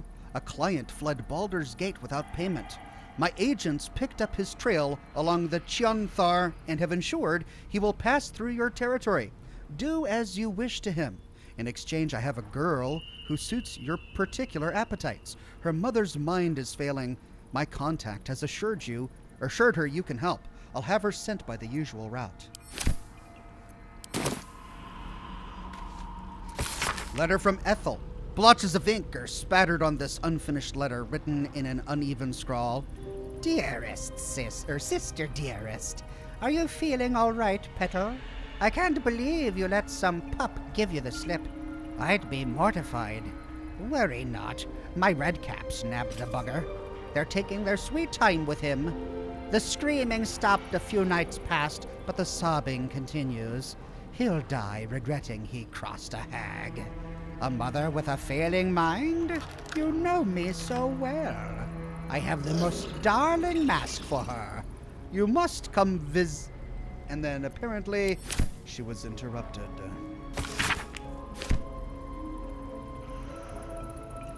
Alright, we got a heavy chest. Ooh, I am encumbered. Ooh, we've got a dark ring, a copper ring, a bronze ring. Okay, we can sell this for money, is that? A wicker chest. Lots of potions. Ooh, look at all these potions. Wilted Dreams. A Mother's Loathing. Lover's Avarice.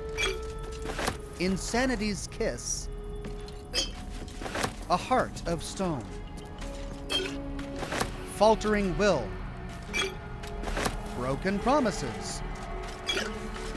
Butterflies in the Stomach. Missing Peeves. Lost Time. These all sound dangerous. Lost Time, its seal is dry and cracked with age, yet the clear potion within bears no sign of spoilage. Missing Pets. Thousands of little legs skitter inside this bottle, seeking an escape. Oh, God. Butterflies in the Stomach, a traditional brew of ergot and nutmeg, meant to recapture the fluttering thrill of first love. Broken Promises, a parasite swims in the bottom of this bottle, fat with strength. Ew. Faltering Will, a sweet, intoxicating aroma, hangs around this bottle. It reminds you of home. Heart of Stone, fragments of malachite swirl at the bottom of this potion, coalescing and separating rhythmically. Insanity's Kiss, something thrashes in this heavy gourd, consumed by rage. Lover's avarice, a rotten pungency, undercuts this potion's otherwise pleasant aroma of roses and honey. A mother's loathing, a hint of blood lingers around the stopper. It's enough to make your mouth water. Wilted dreams, smells like a sleep potion turned sour.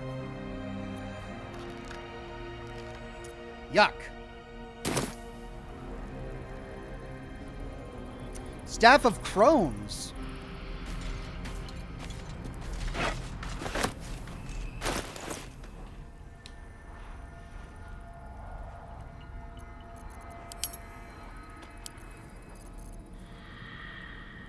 Zero to 7 damage, versatile. Ray of sickness and topple. Live worms wriggle beneath the crumbling surface of this half-rotten staff. Merely touching it fills you with a wave of unbearable nausea and a strange longing, as if it's calling out for its like. Well, I don't think it's going to be better than what Gale currently has. We'll give it to him. No rest for the wicked, I see.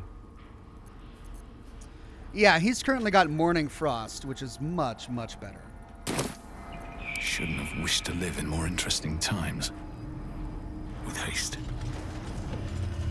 Okay, and this is that's gonna teleport us out of this nightmarish place. Is there anything we're forgetting?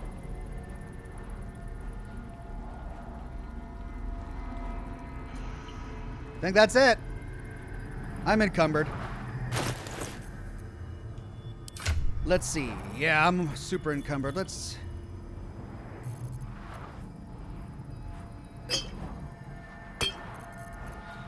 I don't want to accidentally drink one.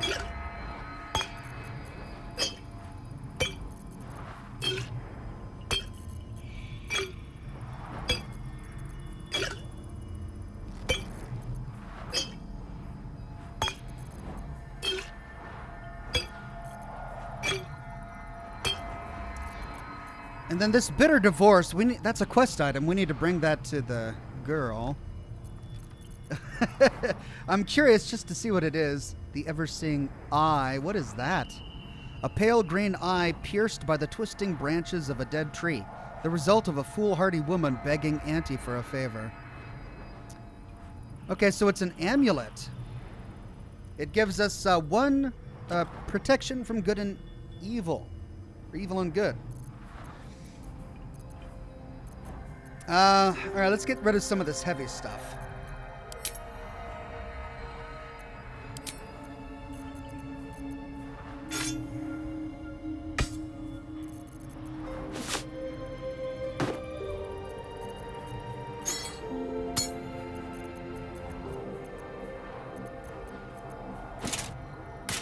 There we go.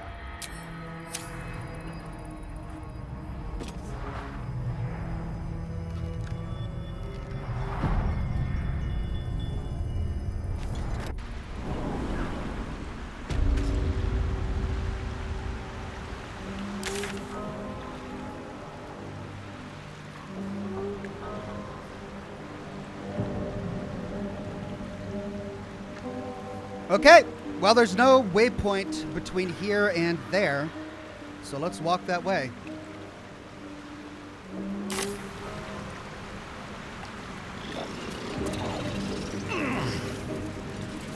Oh, there she is. Let's see what happens.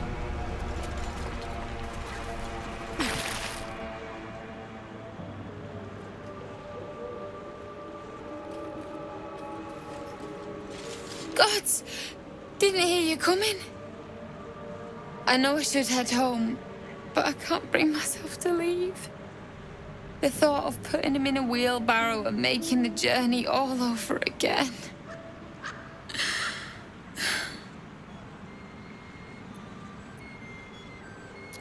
Are you all right? Not even a little bit. But I will be.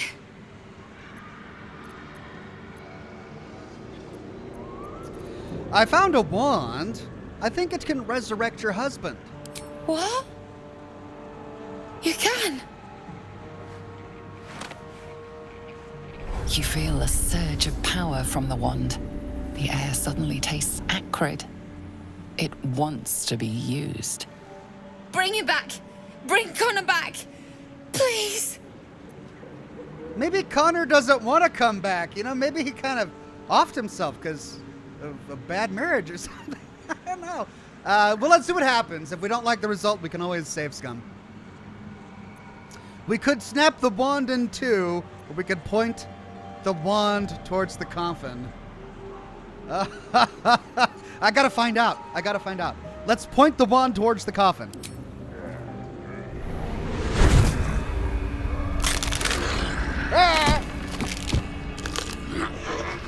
What? What's happening? Why is he still dead?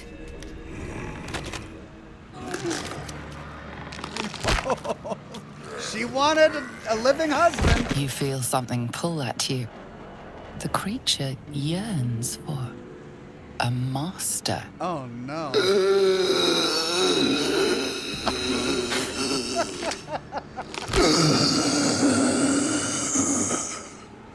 What have you done to him? Might be having second thoughts now. We could say, ha! The creature's bound to this wand. How useful. Or so the hag fulfills her promise. It can never be simple, can it? We could say, hold on, maybe it's not permanent.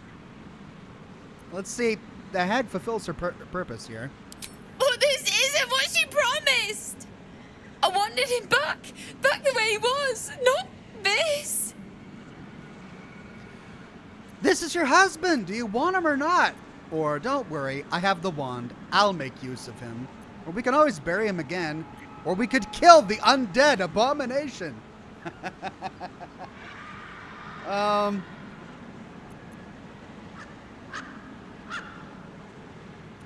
What am I going to do with Connor?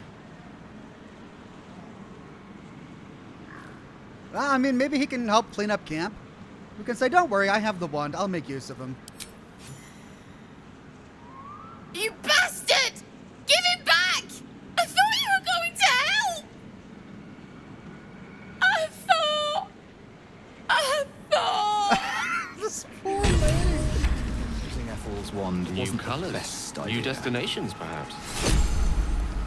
Okay, we've got the wand. And we've got Connor here. Let's talk to him.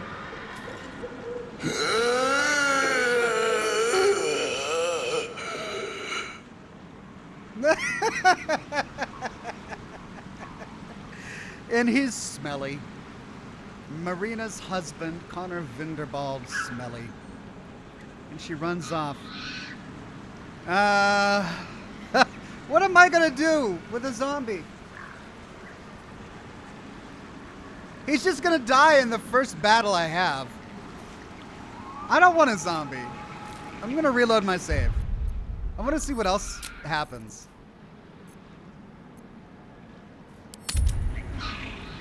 I wonder what happens if we snap it in half.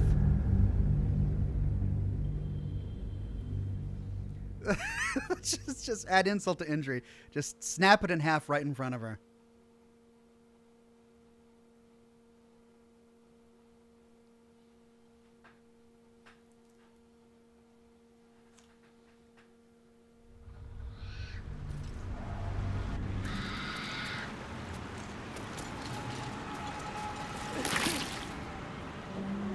Gods, the thought of putting him in a wheelbarrow and making the journey all over again.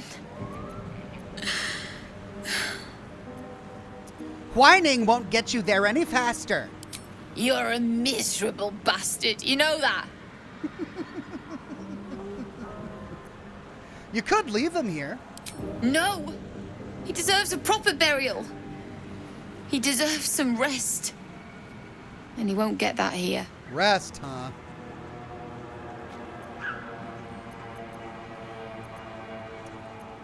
Let's see. Found the wand. You feel a set. Bring him back! Bring Connor back! Please!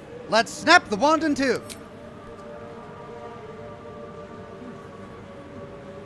What have you done? You bastard! I thought you were going to help! I'm Barty Horn. Always scheming. I thought... That's it. That's all it does. My companions say anything? No, they don't say anything. Well, that wasn't very satisfying. She wants her husband back. Let's bring her husband back. Maybe she can put the zombie to good use. I don't know what she's gonna tell her kid when the kid is born. Here's your daddy. He's kind of smelly. Doesn't really say much, but yeah, he's your father. Play catch.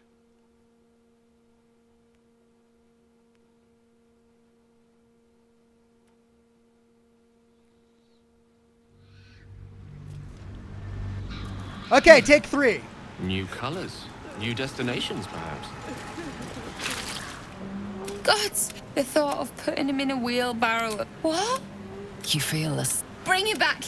Bring Connor back! What? What's happening?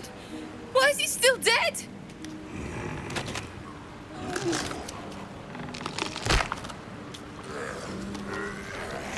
You feel something pull at you.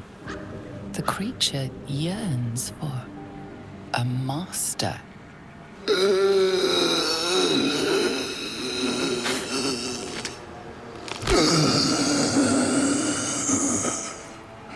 What have you done to him? Wait a minute. Telnex says, Ox, if you keep it, it'll unlock a new quest in Act 3. Really? Oh, wow.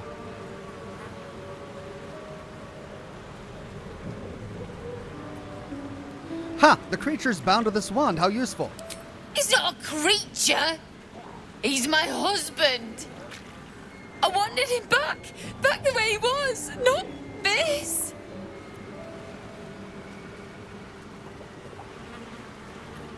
We could always bury him again. No! Don't put him in the ground. He is afraid of the dark. Oh. I'll do it. I'll take him. Really? Are you sure you want to do this? I promised him I'd fix this. And I'm gonna. Maybe someone in Baldur's Gate can help us. I'll figure something out. Come on, love. Let's go. Using Ethel's wand wasn't the best idea. Okay, well, off they go. The happy couple. It's just tragic. Poor lady. Oh, what an awful, awful story. Okay, Chad is saying that I get the quest in Act 3, no matter what happens here, so that's good. Kara Aerosmith says, hey, Ox, sorry I'm late. Excited to finish the stream with you. Did you find your keys, by the way? I did. Oh, man, I complained about my keys in 1 episode, or 2, and you guys remember, you got good memories. Yeah, I did eventually find my keys. I'm not sure where they were, because somebody in the house found them, and then left them on my dresser, and never told me where they found them, so I don't know where they were, but I got them back. Okay, guys, I think that's it. I think that's it. I think we can just go to Moonrise Tower now.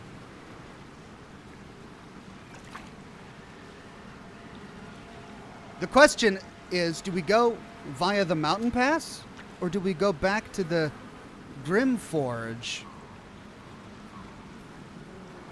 Chat was saying I would trigger an NPC with Gale if I go through the mountain pass. Okay, so let's go to Joaquin's Rest.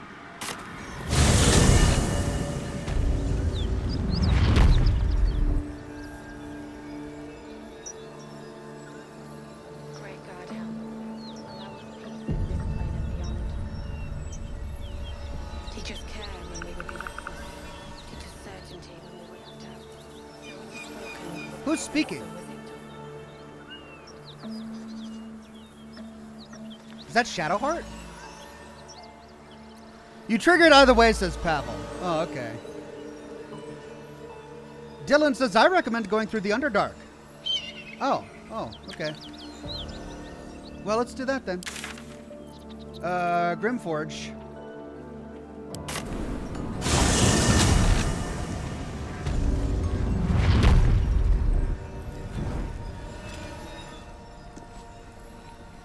Wait, there's a merchant up here.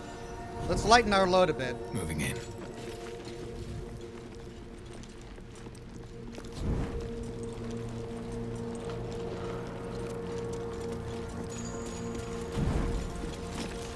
The past is nearer than we think. We simply must dig. Well, let's see what you've got.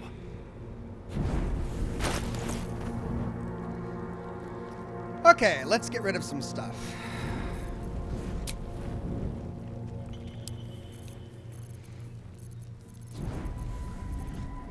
This is all my most valuable stuff.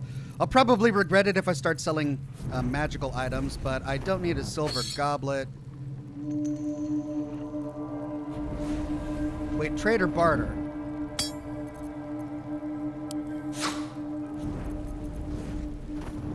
Does it matter? I guess it doesn't matter.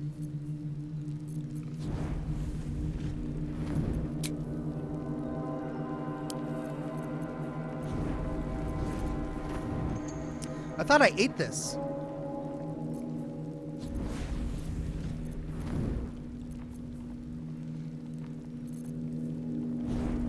Flaming fist helmet. I should probably save that for another character. Silver goblet. Silver plate. Silver cup.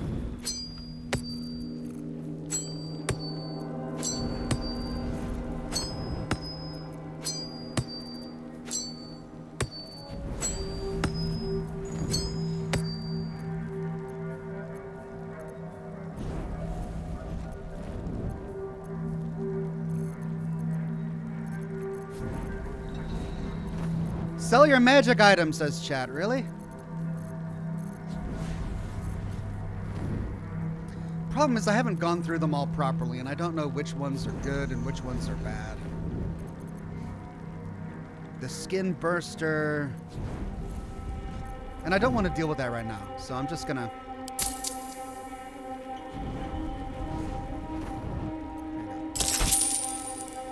That's all then. Okay. I can deal with the rest later.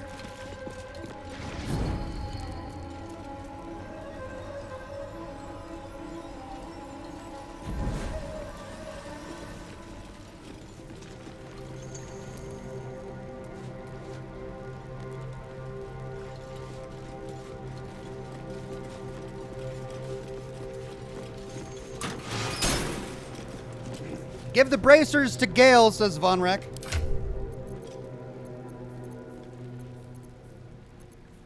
What is he currently wearing? He's currently wearing the gloves of belligerent skies. I just put those on for him. What bracers? What bracers?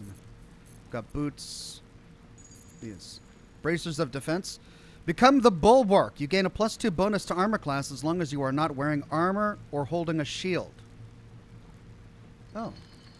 Well, that would be good for him, because he doesn't wear armor and he doesn't carry a shield. But I lose out on when the wearer deals thunderous damage, lightning damage, or radiant damage, inflict 2 turns of reverberation upon the target. What does that mean? Wondrous gloves. Bardic inspiration depleted. All right, let's try that. Or not. There we go. Christina Sierra says, how would you explain London in ruins if only America and China were hit with bombs? Well, according to Fallout lore, before America and China started the Great War, the Middle East and Europe were already destroyed due to the fossil fuel shortage. The fossil fuel crisis. And London is part of Europe, right? So perhaps that would explain it. Perhaps they weren't attacked by bombs directly, but they were still destroyed, or civilization collapsed due to lack of fossil fuels.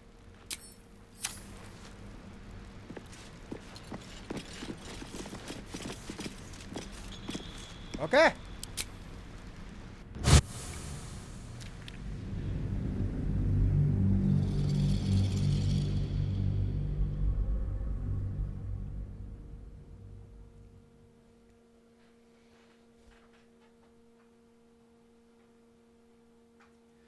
Right, well, we've got just under an hour to explore this part of Act 2.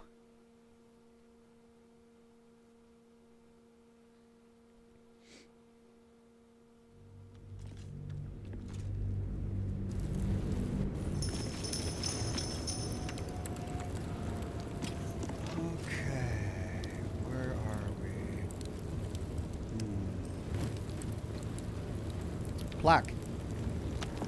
We offer our prayers to the Dark Lady, whose comfort and grace heals all. Goddess Shar? We offer our pain to the Lady of Loss, that she may truly know her faithful.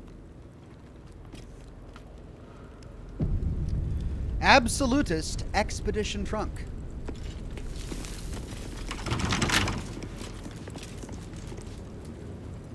Right. Do I bother picking it, or will I find a key? We offer ourselves to the darkness, that blessed Shar may give us her mercy. Blessed Shar, huh?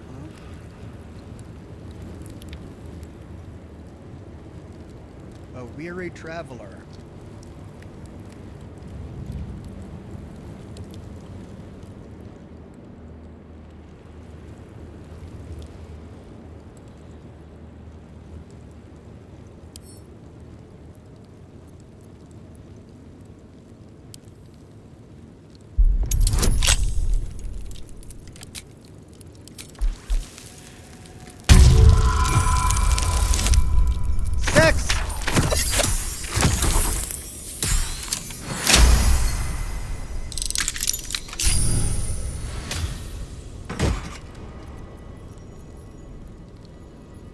Oh, that was worth it. Oh! Potion of greater healing, I'll take it.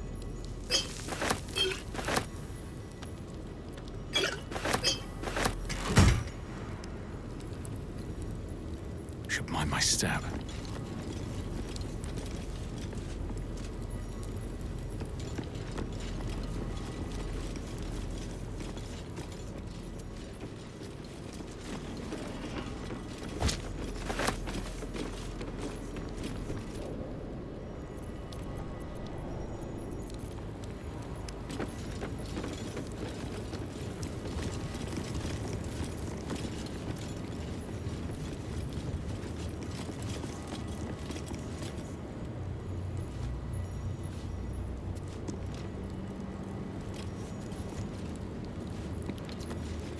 Before we talk to this guy, let's see what's over here.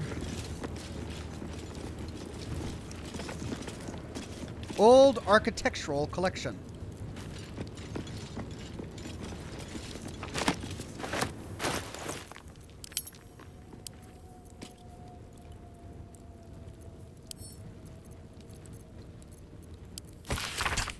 This yellowed book contains a series of architectural plans. One shows an elevator leading from the wilds outside a town called Wraithwind to the Underdark.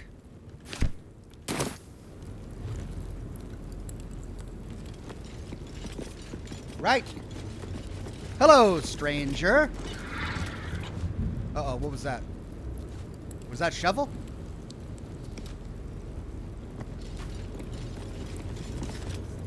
Who there, wanderer? Stay thy course a moment to indulge an old man. Elminster? The very same, Gale. And a fair bit miffed he is, too, finding himself forced to expose his best pair of boots to so many miles of country road on your behalf. Really? All right, well. We could say, I think some proper introductions are in order. Many miles, you say? Where do you hail from? Hit that country road, old man. I'm not interested in the junk you sell or the junk you tell. Gosh, that's so mean. This is such mean dialogue options. Wow. Or we could pass a bard check to say, my, not every day one meets the hero of countless ballads in the flesh. Oh, I know a minstrel by trade when I see one. Tell me, what ballad bold enough to lift me onto the pedestal of acclaim enjoys your musical predilection? Okay, we could say the day the dragon woke in flame, Elminster hailed the Worm King's heir. 10 leagues into the Underdark, the wizard bore the lance of Kryn. Across the peak of Icewind Dale strode fast the sage of Shadowdale.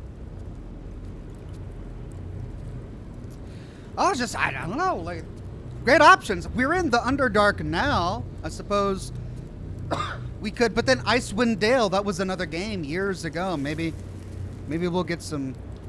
Let's do Icewind Dale. Is that so? The lyrics are by Volo. You know, whose name alone is sufficient enough criterion to arbitrate its acclaim to truth. 2 weeks I had to endure. A frozen beard and wicked frostbites.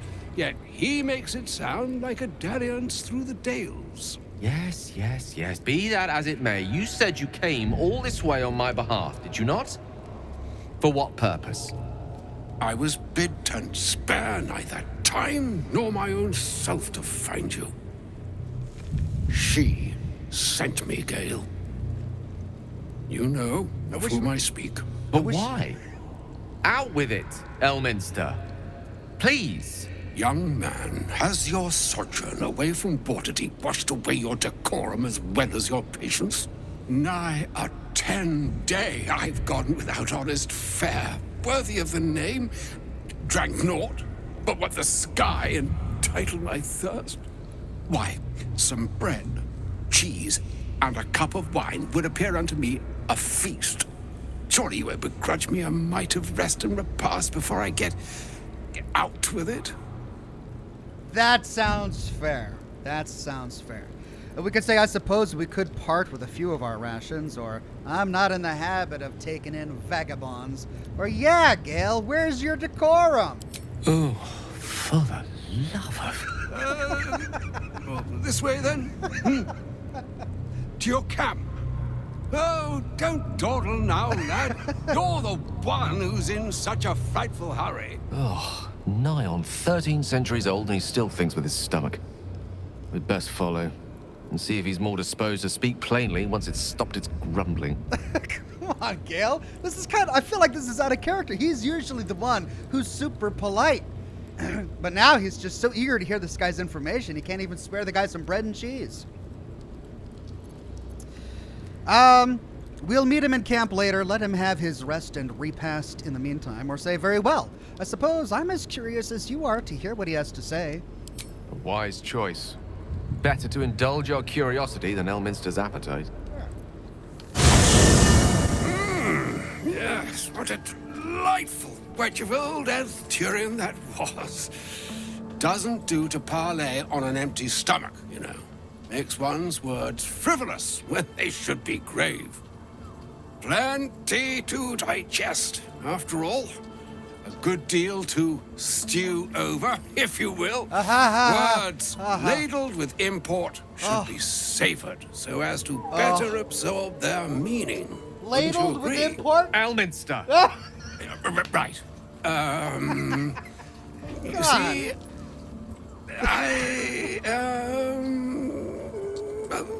that is to say, Gale, my boy, I've come to address a most pressing matter. I'll speak as plainly as I can, forswearing the accustomed frills that decorate my speech. I'm here on behalf of Mystra. The message and the charge I bring you are hers.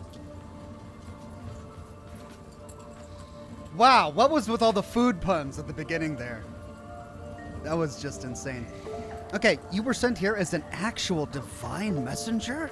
Or I'm surprised she sent you in the first place after Gale's debacle. Or what message and what charge would that be? Or speak fast then, for none of this pertains to me.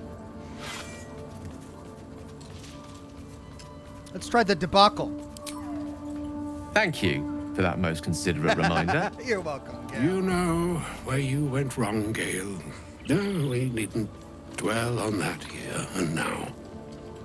But even so, you're to be given a chance of redemption. Mystra would consider forgiveness. She would consider what she considers to be forgiveness. Mystra is aware of the misadventures that have befallen you both. She knows of your strife with the Absolute, that most insidious of evils.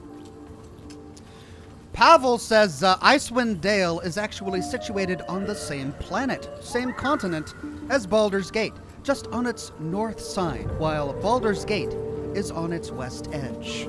Thank you for that one, Pavel. That helps me visualize the world. If the goddess herself is aware, I wouldn't say no to some divine intervention. If even the gods know, why are we facing these threats alone?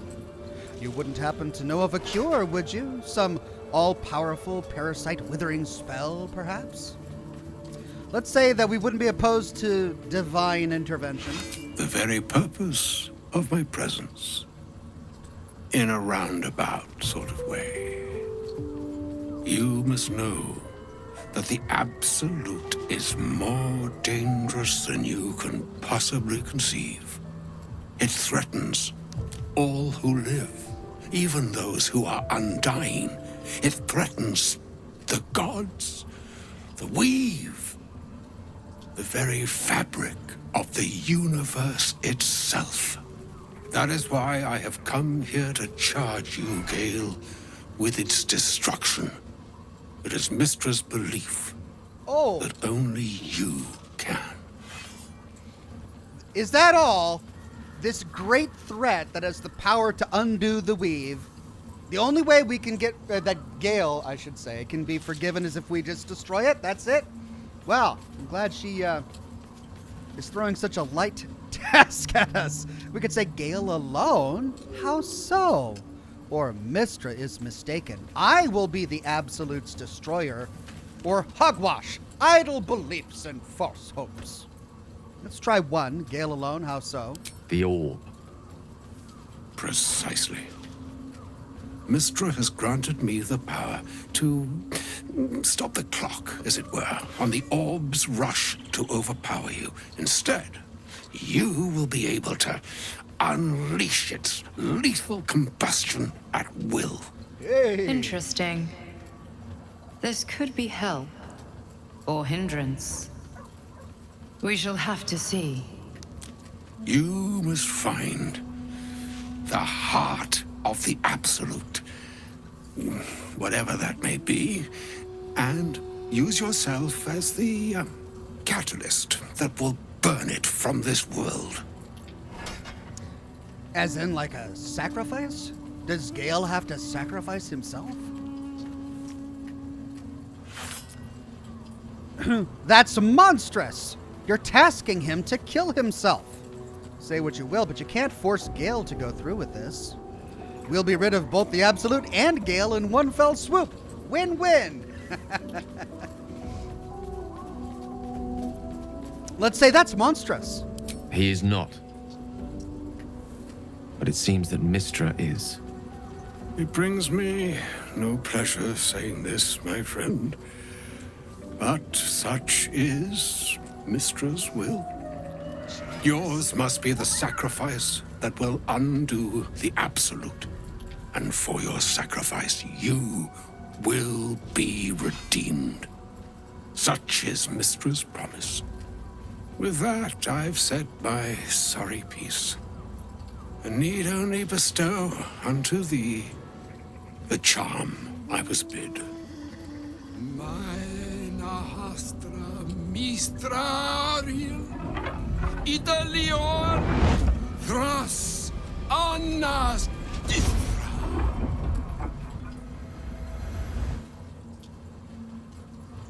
It is done. Both charge and charm have been committed into your care. To you, I commit into care Gale himself. I count on you to shepherd him well on this strangest of journeys. There's still a long journey ahead. We'll find another way. I'm not his keeper, and I do not accept your charge. Or on my honor, it shall be done. Well, the one thing I can say is that I'm going to do my best to keep Gale from harm. On my honor? I'm not sure yet I can say the same. Like moons make swell and wane the nescient seas, so too the skies-strewn gods ordain the tidal fates of mortal days. And yet, an ocean born in lonely hours. Come, ebb, come, flow, come, all that is beyond the breadth of our dominion. Be a moon unto yourself. Even the waves of fate can break upon the shores of will. Interesting. Farewell, my friend. Farewell, Elminster. I'm glad she chose you. So in his way, he was saying that perhaps Gale can do this in a way that Mystra did not anticipate without his sacrifice. What a beautiful little camp. It's so pretty. Well, I'm sad that I've had this mask on Gale's face throughout this entire thing. I feel like we Your desire. Is there any way I can hide it? Yeah. Hide during dialogues. I wish I had that toggled. Well, let's go talk to him. That was a lot of information. Right, what now? The poor guy now knows Slow down. Mystra, his goddess, wants him to sacrifice himself. And the mistake he made was with the best of intentions. I mean, it was foolish, but he really wanted to help her because he loved her. An audience with Elminster is never less than memorable. I'd have hoped to introduce you to him in less dire circumstances. But those are hard to come by these days. I'd always imagined Elminster to be more imposing. An old man with a craving for cheese, hardly the great wizard of legend. He didn't seem much of a friend, showing up and demanding you kill yourself. I mean, he was just a messenger. We can't hold that against him. Actually, I was hoping to talk about something else. No, I want to talk about this. An old man with a craving for cheese, hardly the great wizard of legend. A wizard doesn't reach Elminster's age without enjoying their home comforts. Those who seek danger over cheese don't tend to live as long. For Mystra to have sent him, the severity of her bidding could not be clearer, or weigh more heavily on me. Time seems so infinite when you're young. A month is an age. A year is a lifetime. It is a strange feeling to realize how little of it one might have left.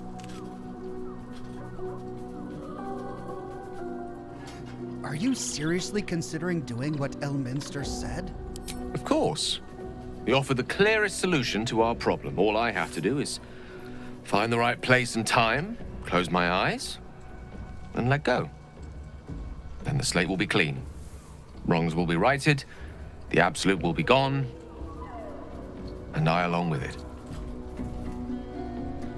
Well, it's good to know that we have within our party the power to absolutely destroy the absolute, but surely that can't be the only way.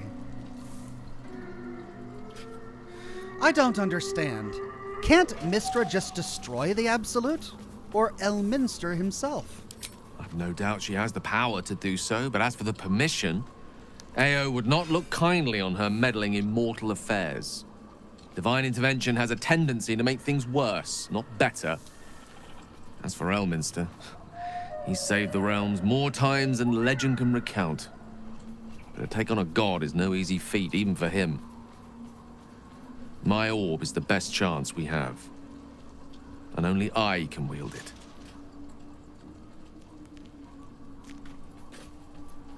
So that's it. You're on a suicide mission now. Possibly the most spectacular one ever conceived.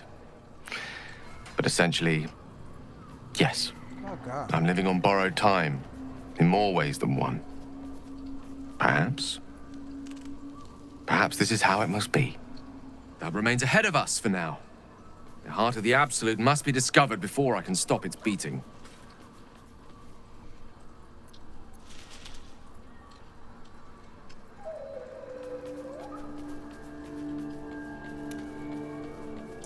We could say that we're not blowing himself up. I won't let you. And I do want to find another way to go about this. I don't want him to blow himself up. He's my favorite character. But if it comes to it, I want him to make the decision that he feels is right. And if that decision is to sacrifice himself for Mystra, I mean, it would be selfish of me to intervene. So for now, we'll say, I'll make sure we find it, Gale, I promise. Then I suppose there is nothing more to be done but find the heart of the Absolute and stop its beating. And in the meantime, we keep our eyes open for any opportunity to save Gale's life. Shadowheart. She can level up. All right. Health increased. Class features. Level 4 spell slot unlocked. Spells. Banishment. Temporarily banish your target to another plane of existence. Death Ward. Protect a creature from death. The next time damage would reduce it to 0 hit points, it remains conscious with 1 hit point left. I already know this spell, apparently. I've got access to a better version of it, apparently. Freedom of movement. Snap an ally out of any stun. Difficult terrain can't slow them down, and they can't be magically paralyzed or restrained. Guardian of Faith, and apparently I already know this one as well.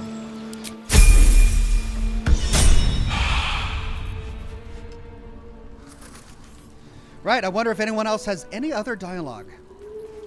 Well, let's see if he has any dialogue now that we're at Moonrise, well, on the way to Moonrise Towers. Go ahead. I'm listening. Is Mystra always such a demanding goddess?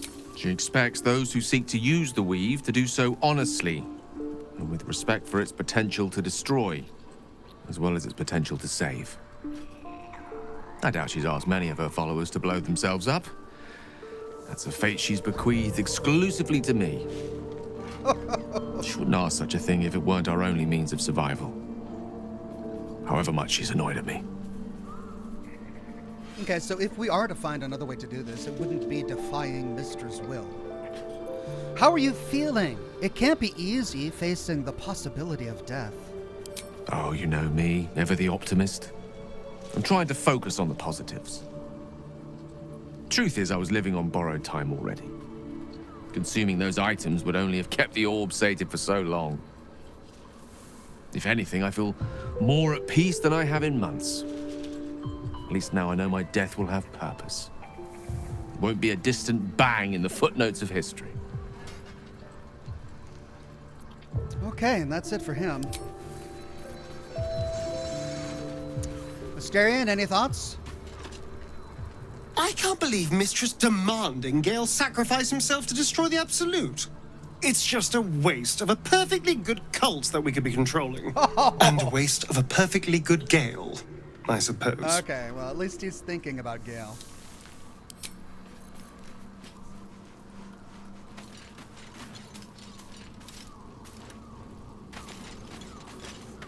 Elminster. Even the Githyanki have heard tell of the Sage of Shadowdale. Some of his works have been translated to Tirsu. That doesn't mean his every word carries wisdom, however. Near as I can tell, Mystra demands Gale's faith, but holds no faith in him. Why else would she demand Gale sacrifice himself, and perhaps so many others? Does she not think he can destroy the Absolute with his own immense talents? Does she not know the mighty company that he keeps? Demanding Vlaakith may be, but she acts for the good of the Githyanki people. Mystra is concerned only for herself. Perhaps he'd find forgiveness in a fiery death. But I can't help but wonder why he'd want it at all. Interesting thoughts from her perspective. We can ask Lysel about the disc from the Underdark. Once again, your mind opens to Lysel, and she considers the disc. More writings on Orpheus, the so-called Prince of the Comet.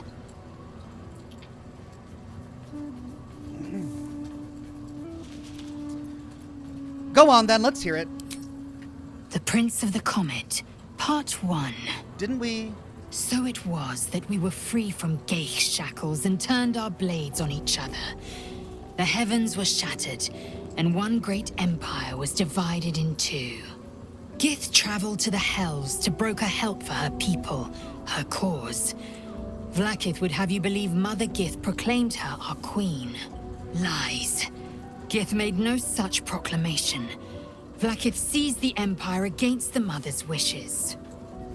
But Gith had nurtured a son, Orpheus, Prince of the Comet, the true heir. He knew Vlaakith's treachery. Orpheus rallied Gith's honor guard and declared the throne for himself. The War of the Comet had begun.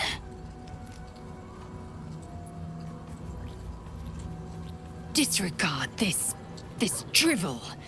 Gith declared Vlaakith queen of the Empire, and her own son defied her. Orpheus would have ceded control to the Gale.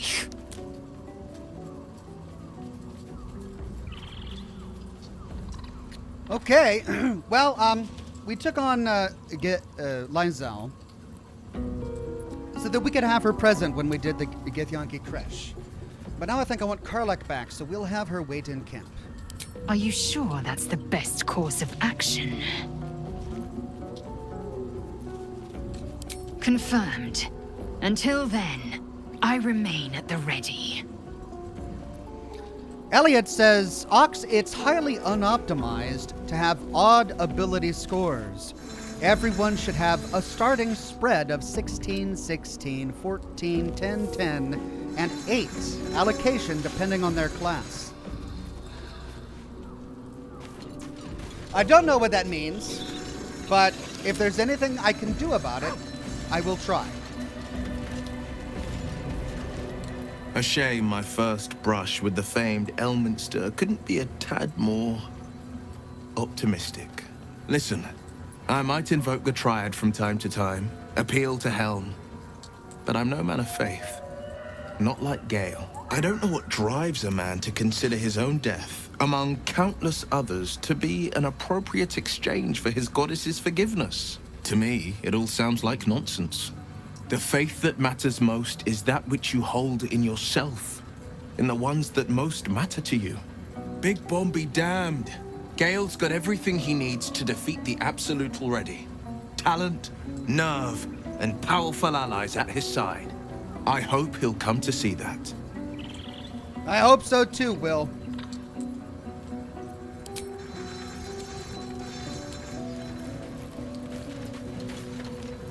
Oh, was that Gale's granddad? That was Elminster. We could say Elminster Armor, the most famous wizard in the realm, or we could say, looked like it. Wonder if he's a wizard too. He's certainly got the beardliness for it. Why'd he come all this way to track us down? We could say don't worry about it, or we could say I don't think it was. It turns out Gale has an explosive bomb in his chest, and Mystra has asked him to use it to blow up the heart of the Absolute. Whoa now, he's got a... Well, I guess that would explain a little, but... Mystra? I mean, this is a lot to take in. What's he going to do? I think he's gonna follow through with it. Or I don't think he would do that to himself, even if Mystra commanded it. Or I'm not sure. I think he's of several minds. Well, tell him to pick the right one. Or better yet, I'll do it. Fucking wizards, man. They always need help picking the simple, obvious option. If Mystra can't think of another way to stop the Absolute than sacrificing Gale, she's no god worth worshipping. I'll say that to Gale in, you know, gentle terms. Good on ya. We've got some infernal metal. What should we do with it? Yes! We need to go find Dammon. I'm going to get a hug. Soon! Okay, come on, we're heading out.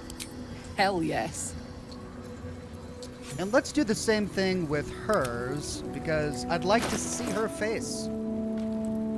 And let's hide that during dialogues. Baldur?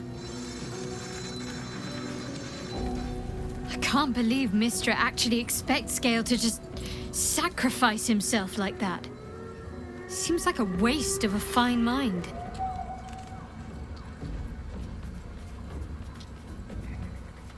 Okay, and we can't talk about that.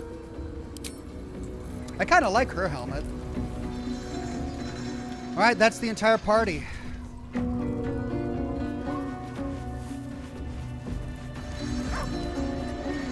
Elliot is saying that I can respec at camp.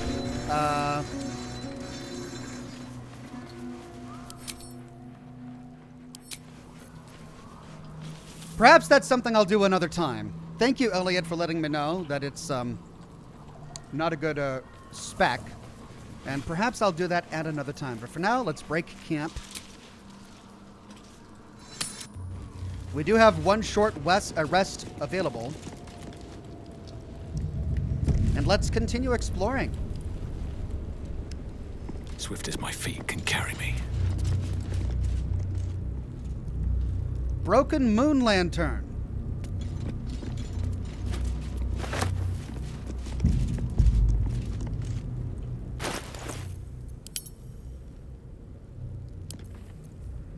A thick layer of dust coats the bottom of the lantern. Its glass is cracked. Its metal bent beyond repair. Is there something I am supposed to put inside the broken moon lantern? I'll keep it for now until I figure out what I'm supposed to do with it. Adept of the Absolute.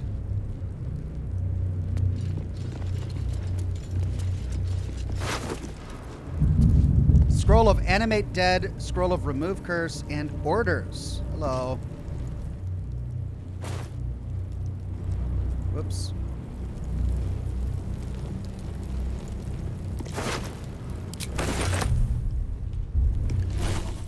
God.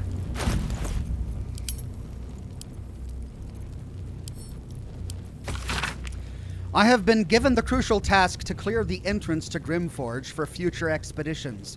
True Soul Near will follow once the entrance is cleared. As I make my way to the entrance, I can't help but feel excitement. What might we find here that Ketheric created so long ago, now sealed by the curse? Grimforge could hold untold treasures for the Absolute's uses. I will continue to explore and document my findings. The entrance is currently blocked by vines and rubble, quite cursed.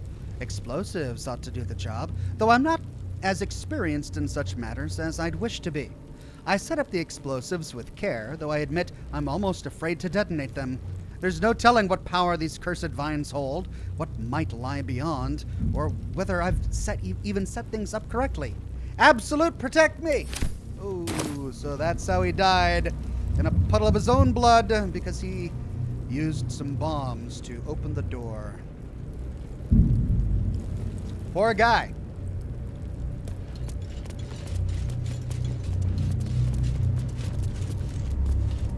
To the shadow-cursed lands.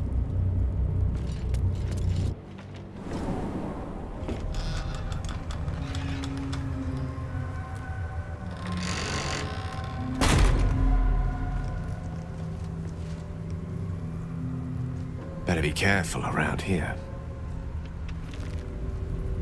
I've never seen darkness like this before. It's unsettling. Darkness or not, we need to reach Moonrise Towers. It is! Look at this place. Quite unsettling. Never wanted the easy path.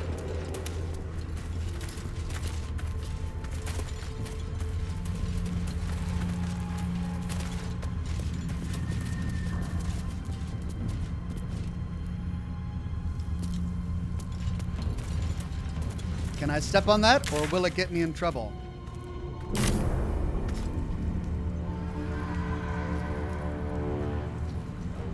Quick save. I'm okay. Ooh, the Shadow Curse. General tutorial. The Shadow Curse is a powerful threat that lurks and devours in the darkness.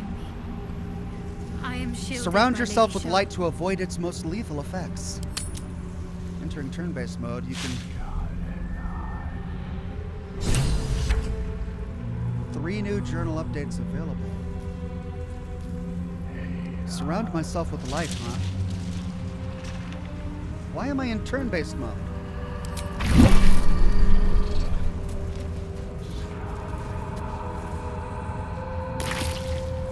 Okay, right.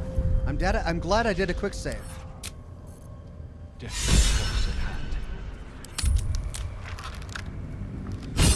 Surround myself with light. Okay, so get a torch.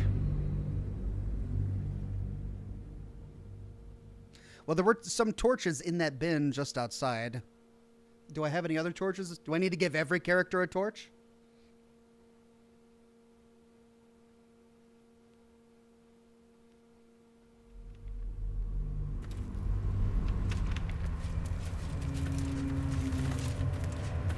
Now, one of my characters has an ability to imbue something with light.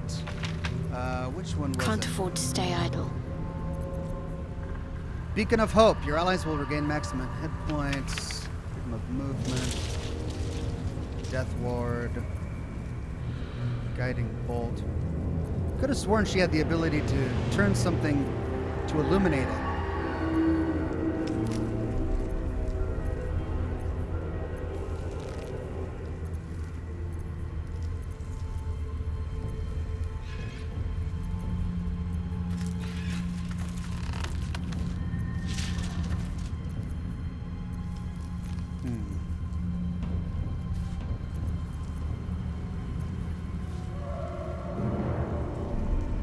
On I go.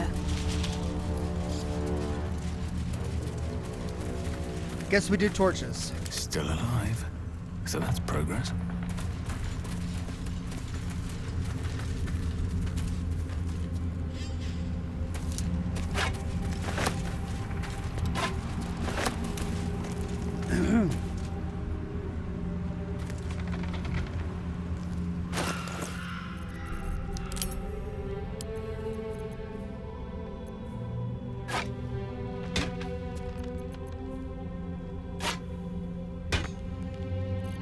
Where does it go? Oh. Okay, how do I switch to torch? There's no time to waste. One with the weave. Soldier. She has a torch. Oh, I see. Oh, I have the magic touch.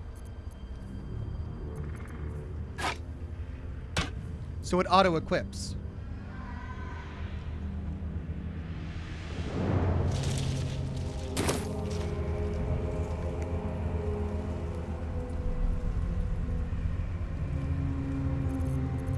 A long way to go still.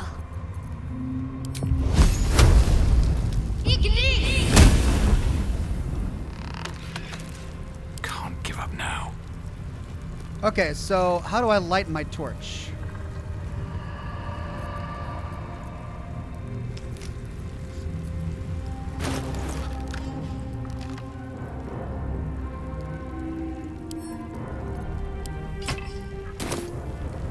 Okay, great.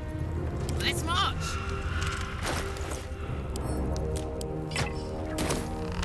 Okay, we've got torches.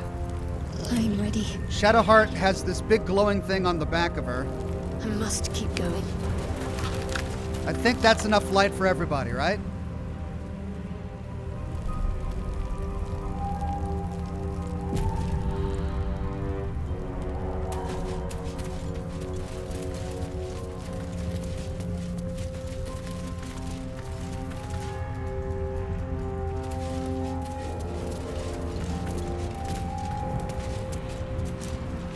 I can feel the shadow's power here, but they don't seem to be harming me. All's well that ends. Not as bad as it could have. The shadow curse. It doesn't seem to affect me like it does others. Not as badly, at least. Do you know what this means? I must be blessed. Lady Shah is protecting me where others are left to face her wrath. She loves me. She must do. Oh, what about me, we could say? Because I don't get carried away, this could be something else. Or so what does all of this mean? Let's say, what about me? You're resourceful. You'll find a way. Don't give me that look. It's a good thing that I'm resistant to the shadows. This way I can help you. Lady Shah wouldn't bless me like this for no reason. There must be something she wants of me. Those signs we found about Dark Justiciars. Perhaps they were no coincidence. In either case, I need to watch for any place dedicated to Lady Shah. A temple, perhaps. Okay, look out for a temple. Can do. Don't waste a step.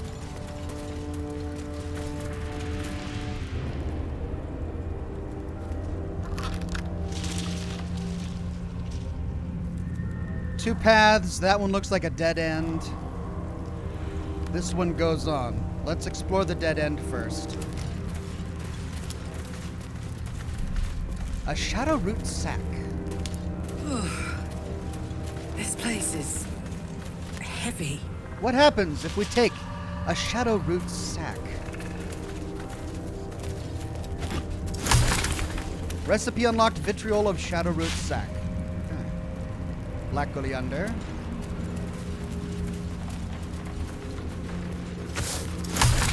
Recipe unlocked: vitriol of oleander. And that's a dead end. We've got a heavy chest up here. Steel 101 says, "Hey Ox, after many hours of Starfield, what are your overall thoughts? Likes and dislikes? I have only 200 hours, an 8/10 for me. I want more faction stories." Ooh. Then a quarterstaff. What is that? Probably just worth selling. Ooh, there's a body here. Dead Druid's Journal. Okay, my thoughts on Starfield. I would probably give it a 7 out of 10. Let me start with my disappointments. I'm disappointed with NG+. I dislike the idea that you have to play through the game from beginning to end over and over and over again to see absolutely everything. I've never liked NG+ in any game, and I don't like it in this game. And I feel like the story is incomplete because of it. Perhaps that's going to be changed when they come out with DLCs, but we're just told that there's this great creator, or a bunch of creators, that made the artifacts to begin with, and that's just about it. So we don't have an ultimate solution to that problem, an end to the story. I think that they did an excellent job when it came to ships and ship-based combat. Even though it took me a while to get used to it, I still feel like it was well done. Once you get a hang of it, it's well done. I think settlement building or colony building is probably one of the weakest things that they came up with. Assembling all of these little pods together, I mean, sure, you can make a colony with a varied degree of pods being assembled together, but that's not very interesting. It would be one thing if they would allow you to decorate those pods once you made a city that you liked, but you can't. Like, you can drag things out of your inventory like you can with any Bethesda game, but to statically decorate things, you can only do that inside the cabins, to my knowledge. The cabins, or I'm sorry, the player housing that you can unlock in, Aquila City and in the major cities. I felt the story was a bit short, and just it was okay. It wasn't the major plot, the big constellation story. It was all right. It was totally focused on the artifacts, and then the resolution we got was unsatisfactory. I thought the faction stories were really well done, with the exception of maybe the Freestar Collective. But the Raiders, the Crimson Fleet was really well done. The Ryujin was pretty good. It started slow, but it got much better towards the end. And the Vanguard was exceptionally well done.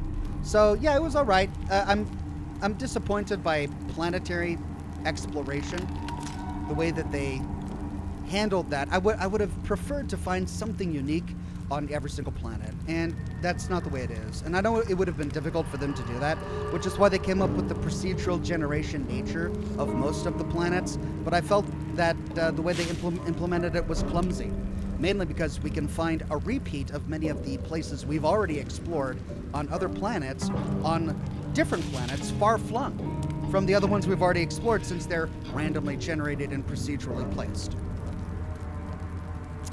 Wade Speakerman says, greetings and salutations, Oxhorn. Tomorrow at midnight during Scotch and Smoke Rings, I'll turn 50. Let's make sure the Comcast guy is in the closet. Is happy. Okay, thanks. Well, Wade Speakerman, congratulations again. Congratulations ahead of time for your upcoming birthday. I'm thrilled and humbled that you'll be spending that birthday with me during Scotch and Smoke Rings. I hope that we have a strong connection. It's been windy in my area, lots of trees coming down. Perhaps that's contributing to my internet problems now, but hopefully it'll be all good tomorrow. We'll see. A handwritten journal abandoned for some 50 years. It details a druid's attempt to learn more about the Shadow Curse. The entries grow shorter and more sporadic as time passes. Made good progress through the mountains. Seeing the curse for the first time filled me with an awe and fear that was difficult to describe. No writing could have prepared me, nor any artist's rendition. As grave as the Archdruid Halzin's warnings were, they were still lacking compared to the reality. I shall make camp soon and press on in the morning, though in truth, such terms have little meaning in this place. A dreadful night. The campfire needed thrice the wood that would normally be needed in order to keep it burning.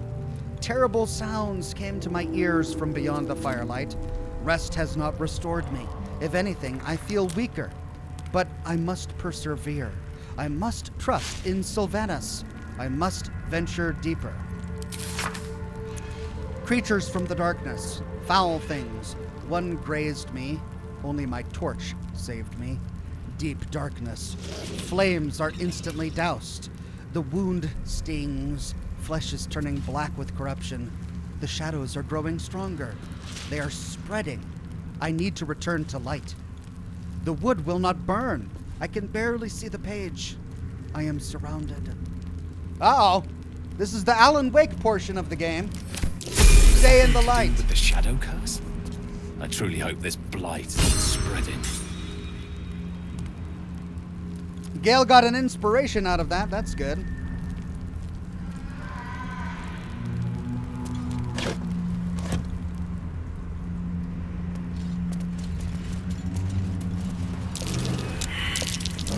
That's curious. Hello.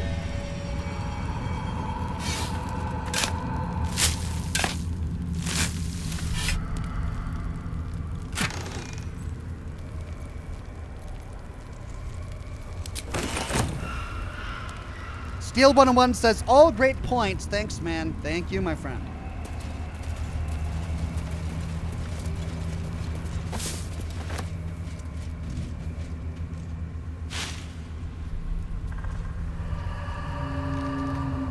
Okay, with that dead end explored, we'll go this way.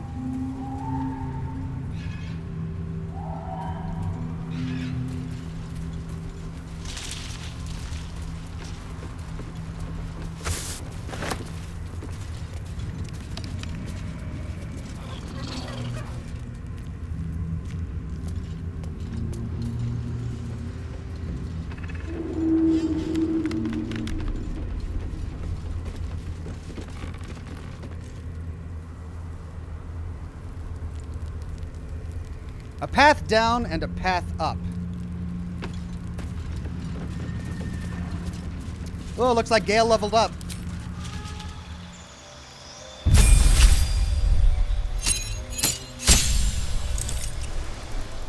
Choices pending. Gained 2 spell slots. Oh, dear Lord. Banishment, blight, confusion, conjure minor elemental, dimension door, Evard's black tentacles, Fire shield. Greater invisibility. Blink. Animate dead. Wall of fire. Stone skin. Polymorph. Transform a creature into a harmless sheep and it lasts 5 turns. Hey. Phantasmal killer. Haunt a creature with its worst nightmares. It takes 4 to 40 psychic damage per turn. Cannot move. Has disadvantage on ability checks and attack rolls. Ooh, I like it. Otiluke's Resilient Sphere. Enclose a target in a sphere of shimmering force, blocking all incoming damage and spell effects. Ice Storm. Counter spell. Fear. Feign death. Haste. Hypnotic pattern. Protect from energy, slow, arcane lock, charm person, phantasmal force, magic weapon, knock, gust of wind. This is what you guys were asking me to use on him earlier. Flaming sphere, enlarge, reduce, cloud of daggers, disguise self, expeditious retreat, enhanced leap, long strider, or shield. Geez. This one sounded interesting. Phantasmal killer.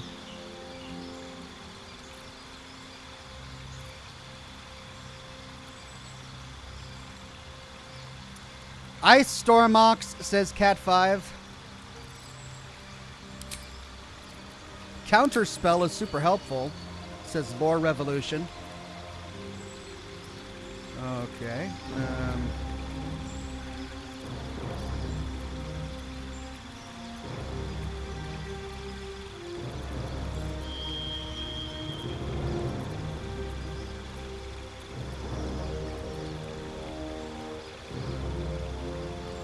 Counterspell is strong but boring, says Baked Bam.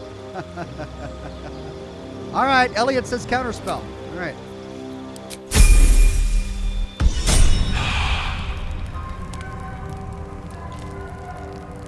Whatever comes, I'm ready. Still alive. So that's progress. These boots have seen everything.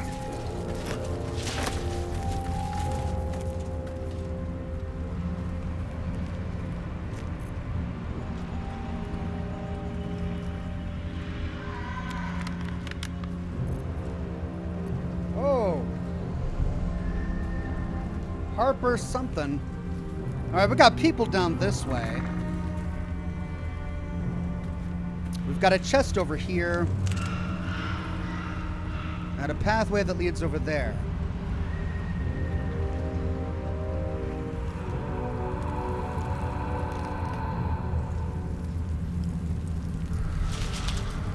Black Oleander by the skeleton. Unsent letter.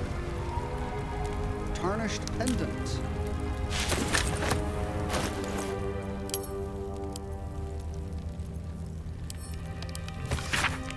I'm a doggone genius. This curse has people legging it. A couple of idiots begged me to run back and grab their stuff, but the ring is my ticket to the city. The old man was desperate. You should have heard the sob story.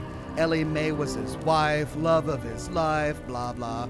He used to camp by her grave. Kind of weird, if you ask me. Anyway, she was buried with his this family ring. It's deeper into the darkness. I'll grab it and be on my way to you. Baldur's Gate better prepare itself, because with the two of us in the city, we'll wring every last copper out of the place. Love you, Dandelion. See you soon. Okay, so we need to find a grave with a ring on it to bring it back to Baldur's Gate.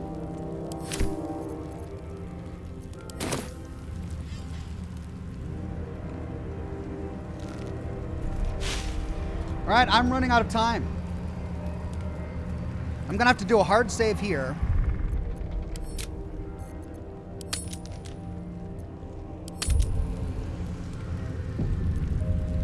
And we'll continue next week. Cat5 says, talk to the people Ox and save as many as you can. All right, will do. But that's all I've got time for today. Thank you, everybody, for joining me. Despite all of the internet problems we suffered at the beginning of the broadcast, I'm glad we were able to get through the rest of today's stream. Hopefully, things will clear themselves up in time for Scotch and Smoke Rings tomorrow, because that's the plan.